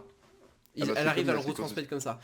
Cependant C'est moi comme la pas... séquence de suicide qui est jouée avec un cut sur un œuf qui se brise et sur un feu d'artifice et plein de choses Oui, métaphoriques où en fait on sent la destruction. oui, ça je suis assez d'accord. Et moi, mais malgré tout ça, je trouve que bah, le film est... Il est bien en deçà du manga, ça moi je suis désolé, mais Mm. on en avait, je sais plus si on en avait trop parlé, mais moi par exemple, comment dire, c'est pas tant par rapport aux relations des personnages, et je trouve que, tu vois, t'es obligé d'adapter, du coup tu dois faire des choix, mais justement c'est peut-être ça mon problème, c'est qu'elle a tenté d'être trop proche du manga. En fait, elle a tenté Mm. de représenter trop d'éléments qui étaient dans le manga, ce qui était pas forcément une bonne idée. Genre par exemple, tu vois la scène où elle va voir Kawaii pour lui dire j'ai tenté de me suicider, et bah là elle devient ridicule. Je trouve personnellement parce que vraiment style elle dit oui, oui j'ai fait une TS. Voilà, ou quand elle va voir Naoka, tu comprends pas trop pourquoi Naoka lui pardonne, c'est genre juste elle est sympa, point. Et en fait, ça a vraiment ce truc là de elle a tenté de foutre pas mal d'éléments qui étaient présents d'accord dans le manga mais qui fonctionnent beaucoup moins bien. Que ça Bah soit ouais, aussi même Mm. la mort de la grand-mère, tout ça. c'est Mm. toujours délicat dans les adaptations parce que quand tu veux respecter au mieux l'œuvre originale, il y a toujours le dilemme de devoir faire des compromis. Tu te dis ça c'est cool, mais si tu veux pas si tu veux pas si tu veux pas que cet élément se retrouve rushé dans ton film, parce que forcément t'as pas forcément la place, ben voilà, faut trouver un compromis et des fois faut l'enlever ou alors faut trouver quelque chose de différent. Après, le film est pas non plus, c'est pas un désastre du tout. Le film est très apprécié Non. partout dans le monde, et c'est Mm. même un film qui est très aimé. Je- Moi, Ah, mais alors je pense qu'il le mérite, enfin, vraiment, je oui, trouve que c'est vraiment un bon film. C'est juste que moi c'est une adaptation qui me satisfait pas. oui, pareil. En fait, le truc c'est que tu vois, genre toute la partie rythme qui est différente, ça j'aurais pu complètement l'accepter, même si c'est à cause de nouveaux problèmes. Genre tu vois, on va pas se le cacher, la violence qui est représentée, que ce soit au niveau par exemple, tu vois, des claques ou des coups de poing dans la Mm. gueule. Bah justement, les plaques elles c'est- sont aussi pas mal jouées en contre-champ quoi. Ouais, c'est vrai. En fait, toute la partie d'ailleurs à l'hôpital où elle se défonce la gueule avec Naoka la mère. Alors Mm. moi, comme j'ai dit, bah, c'est un de mes passages préférés du manga. Là, c'était pas très bien. C'est genre vraiment, en fait, c'est filmé de... Enfin, c'est cadré de très loin. C'est assez mou niveau rythme. Du coup, forcément, ça passe moins bien. Mais en même temps, c'est cohérent parce que c'est pas des seinen. C'est juste que dans le manga, t'as cette possibilité de choisir toi-même ton rythme de lecture. Mais donc Mm. c'était beaucoup plus vite. Mais j'avoue que c'est plutôt réaliste. C'est juste que je trouve qu'on perd beaucoup dans cette violence. Genre, tu vois, la claque qu'elle fout Mm. à Shoya dans le manga, ouais, elle est, bah, comme tu disais, bah, t'as ta mâchoire qui est décollée. Dans le film, tu fais, bah, ça va, c'est tranquille, moi, bah, c'est bon, Mm. ça va, j'accepte. Ouais, c'est oui, c'est cool. Ouais, c'est vrai. La BD c'est un art séquentiel, donc t'as pas forcément toutes les. Oui, enfin, tu sélectionnes les parties les plus importantes. Bah voilà, t'as directement la claque. Du coup, forcément, comme tu dis, Quentin, tu vas à ton rythme. Bah, Tu c'est, t'imagines en fait, la. c'est même pas que t'imagines, c'est que t'as aussi ce truc de le flow, justement le flow. En fait, tu lis la mise en cage va te faire en fait créer un flow de lecture. Oui, Et c'est donc, ça. Ça, c'est ça, c'est le. Là, l'efficacité de la BD. Du coup, quand c'est en. en fait, le film a une temporalité, le plan a une temporalité, une case non. Tu vois arriver la claque, enfin là, tu suis le mouvement. Du coup, forcément, l'impact n'est pas genre, bam, voilà, direct. T'as une page, enfin t'as une planche, t'as une case, la case d'après, bim, la main sur la gueule du mec. Voilà le film. Si j'ai pas eu, enfin c'est comme tout, tu vois Le les mouvement. mouvements, du coup t'as pas cet impact qui du coup est plus efficace en BD quoi. Mais ouais, du coup, pour conclure un peu par rapport au film, qu'est-ce que toi tu voudrais rajouter, sauf si tu as d'autres trucs à dire sur le film. Oh ben non, moi je vous dis, je trouve que c'est un... bah, moi, mon avis vraiment final, c'est que c'est un bon film qui a des vrais bons arguments pour lui. Juste, moi ça me satisfait pas. Et après voilà, c'est un bon film, mais après personnellement je l'aime pas beaucoup. Voilà, ça m'a pas j'ai Hmm. pas tiré de larmes devant, je trouve juste que c'est un bon moment. Oui, moi Après, je trouve... je comprends tout à fait, tu vois, que pris comme ça, genre dans la lancée, ben, tu vois, dans la lancée, après les films tels que Your Name, en fait, qui ont un peu redynamisé le marché cinéma, enfin, le cinéma japonais en France, ouais, tu vois, Silent Boss, c'est assez cohérent au final. Oui, c'est vrai qu'un Your Name Sound Voice, même visuellement, ça paraît pas déconnant. Tu vois, il y a vraiment une filiation à faire. On en rigole. Donc voilà, moi j'ai plutôt kiffé. Ce qui nous permet de rajouter un dernier big up. Moi la première chose que j'ai montée sur Premiere Pro, je tiens à le rappeler. Gros big up évidemment au N Lyon 2. Le Le N to N. the I to the T to the O, Nico! Nico. Donc dont le premier truc que j'ai monté sur Premiere Pro était un plus ou moins AMV un mashup en gros avec une musique de A Silent Voice et des extraits de A Silent Voice et de Le Château dans le ciel de Miyazaki. Donc évidemment oui, Nico, notre Weebos préféré, à jamais toujours dans notre cœur. C'est grâce à toi ce podcast. Voilà, voilà. Du coup, je pense qu'on peut partir vers la conclusion. Donc, pour conclure, on est tous, je pense, d'accord ici pour dire que A Silent Voice, peut-être pas tout le monde, mais moi, je considère que c'est vraiment un des Je- me- meilleurs mangas qui est de ces dernières années, limite. Ouais, non, je pense qu'on peut le dire. Je pense Voilà. qu'on peut mettre un coup de cœur de la rédaction dessus, hein, Voilà, je mets un coup de globalement. cœur de la rédaction, n'hésitez pas à l'acheter, les éditions en plus qui sont cool. Enfin là je suis Mais il vraiment y en a, train de il y vendre. a l'intégrale, ouais, il y a même l'intégrale qui est sortie pour le tarif de 70 euros. Enfin, peut-être Ouais, moins 70 euros du coup, parce qu'il y a 7 tomes. Il y a 7 tomes à 7, on va dire 7 tomes à 7 euros, ça nous fait ça fait pas 50. 70.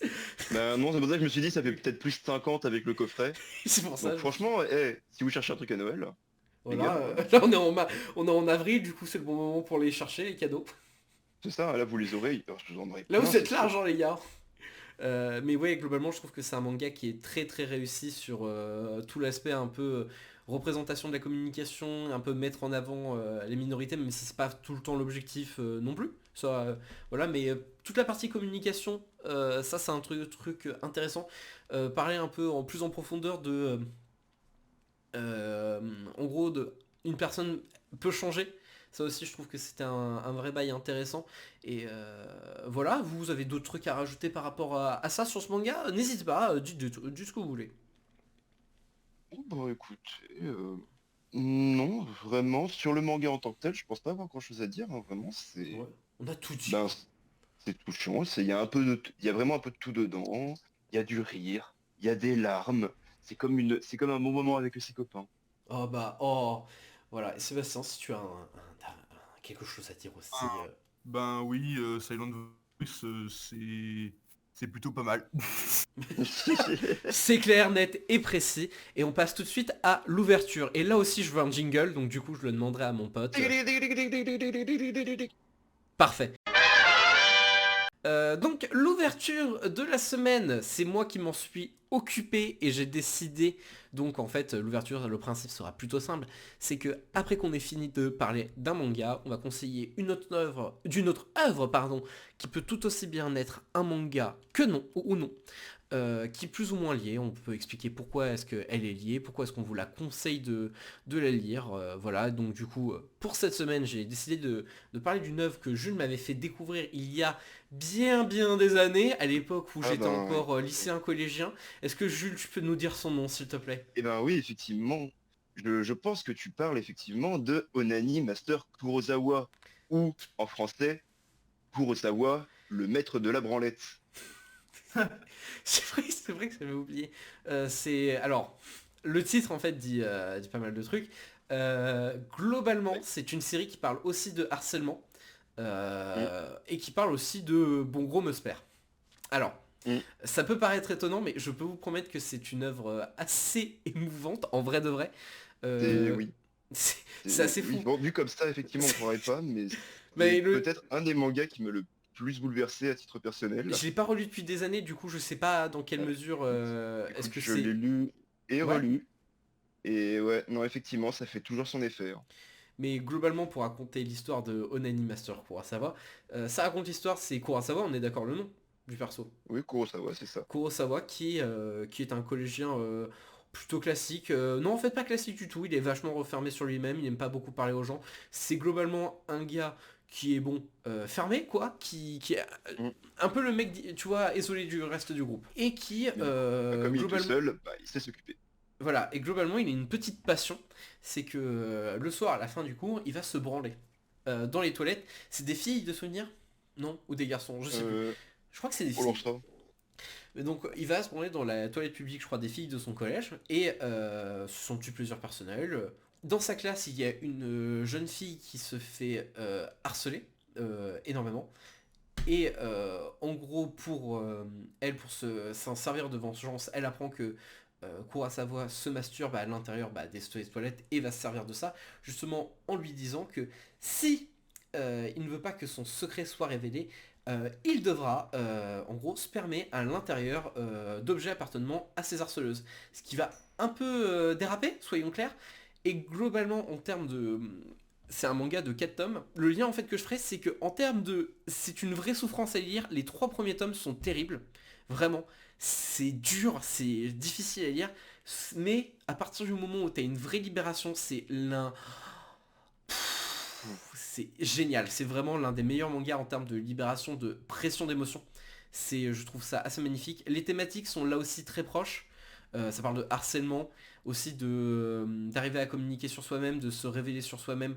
Voilà, c'est plutôt réussi. Moi, ça m'a fait chialer. C'est vraiment un excellent manga qui n'est pas disponible en France de manière par le circuit de... Il s'est pas sorti, ça n'a pas été publié. Non. Et je pense que ça sera jamais publié. Oh, il y a des fortes chances parce que je suis même pas sûr que ça soit un manga qui a été publié au Japon en fait. Sérieux? Et ben en fait oui, je crois bien. Alors sur le coup, sur le coup, faudra vérifier et au pire je ferai un addendum la prochaine fois. Ouais. Mais que Onani Master Kurosawa en fait c'est un manga qui a été publié en ligne directement. Ah ouais, Et en fait il a pas eu, enfin je suis même pas sûr que du coup il ait eu d'édition papier. d'accord. Bah, Tu vois, c'est ce qui est ça pourrait être un de mes rêves. Ça pourrait être un de mes rêves dans ma vie si en vrai, un jour pareil, j'ai hein. pu le publier. Ça Donc, serait. ah ouais, bah pareil, hein. Donc si vous voulez lire, je crois que maintenant les scans c'est devenu un peu compliqué de les avoir. Bah écoutez, vous demandez, on vous fait un WeTransfer, TKT même Voilà. pas. Ah oui, c'est vrai que t'es obligé de les télécharger, c'est un vieux truc, putain. N'hésitez Alors, pas à les lire, je considère que c'est un des meilleurs mangas qui parle du sujet, qui vaut quasiment au Salon Voice. Voilà, en plus donc c'est 4 tomes. En plus c'est 4 tomes. c'est 4 tomes qui sont durs à lire parce que comme vous pouvez vous en douter, spermer à l'intérieur des propriétés de Ouais. quelqu'un d'autre, c'est pas forcément très sympa. Mhm. Mais ça traite pas en fait du sujet avec complaisance. Ça arrive à être malin, fort et puissant. Du coup, c'est vraiment un excellent manga. N'hésitez pas à le lire. Peut-être qu'un jour on fera un épisode dessus. Voilà. Des bisous. C'était Potaku, si je me trompe pas sur le nom. Podcastou. Podcasco. Et voilà. Très bonne soirée à vous. Très bonne Des soirée. bisous. Bisous.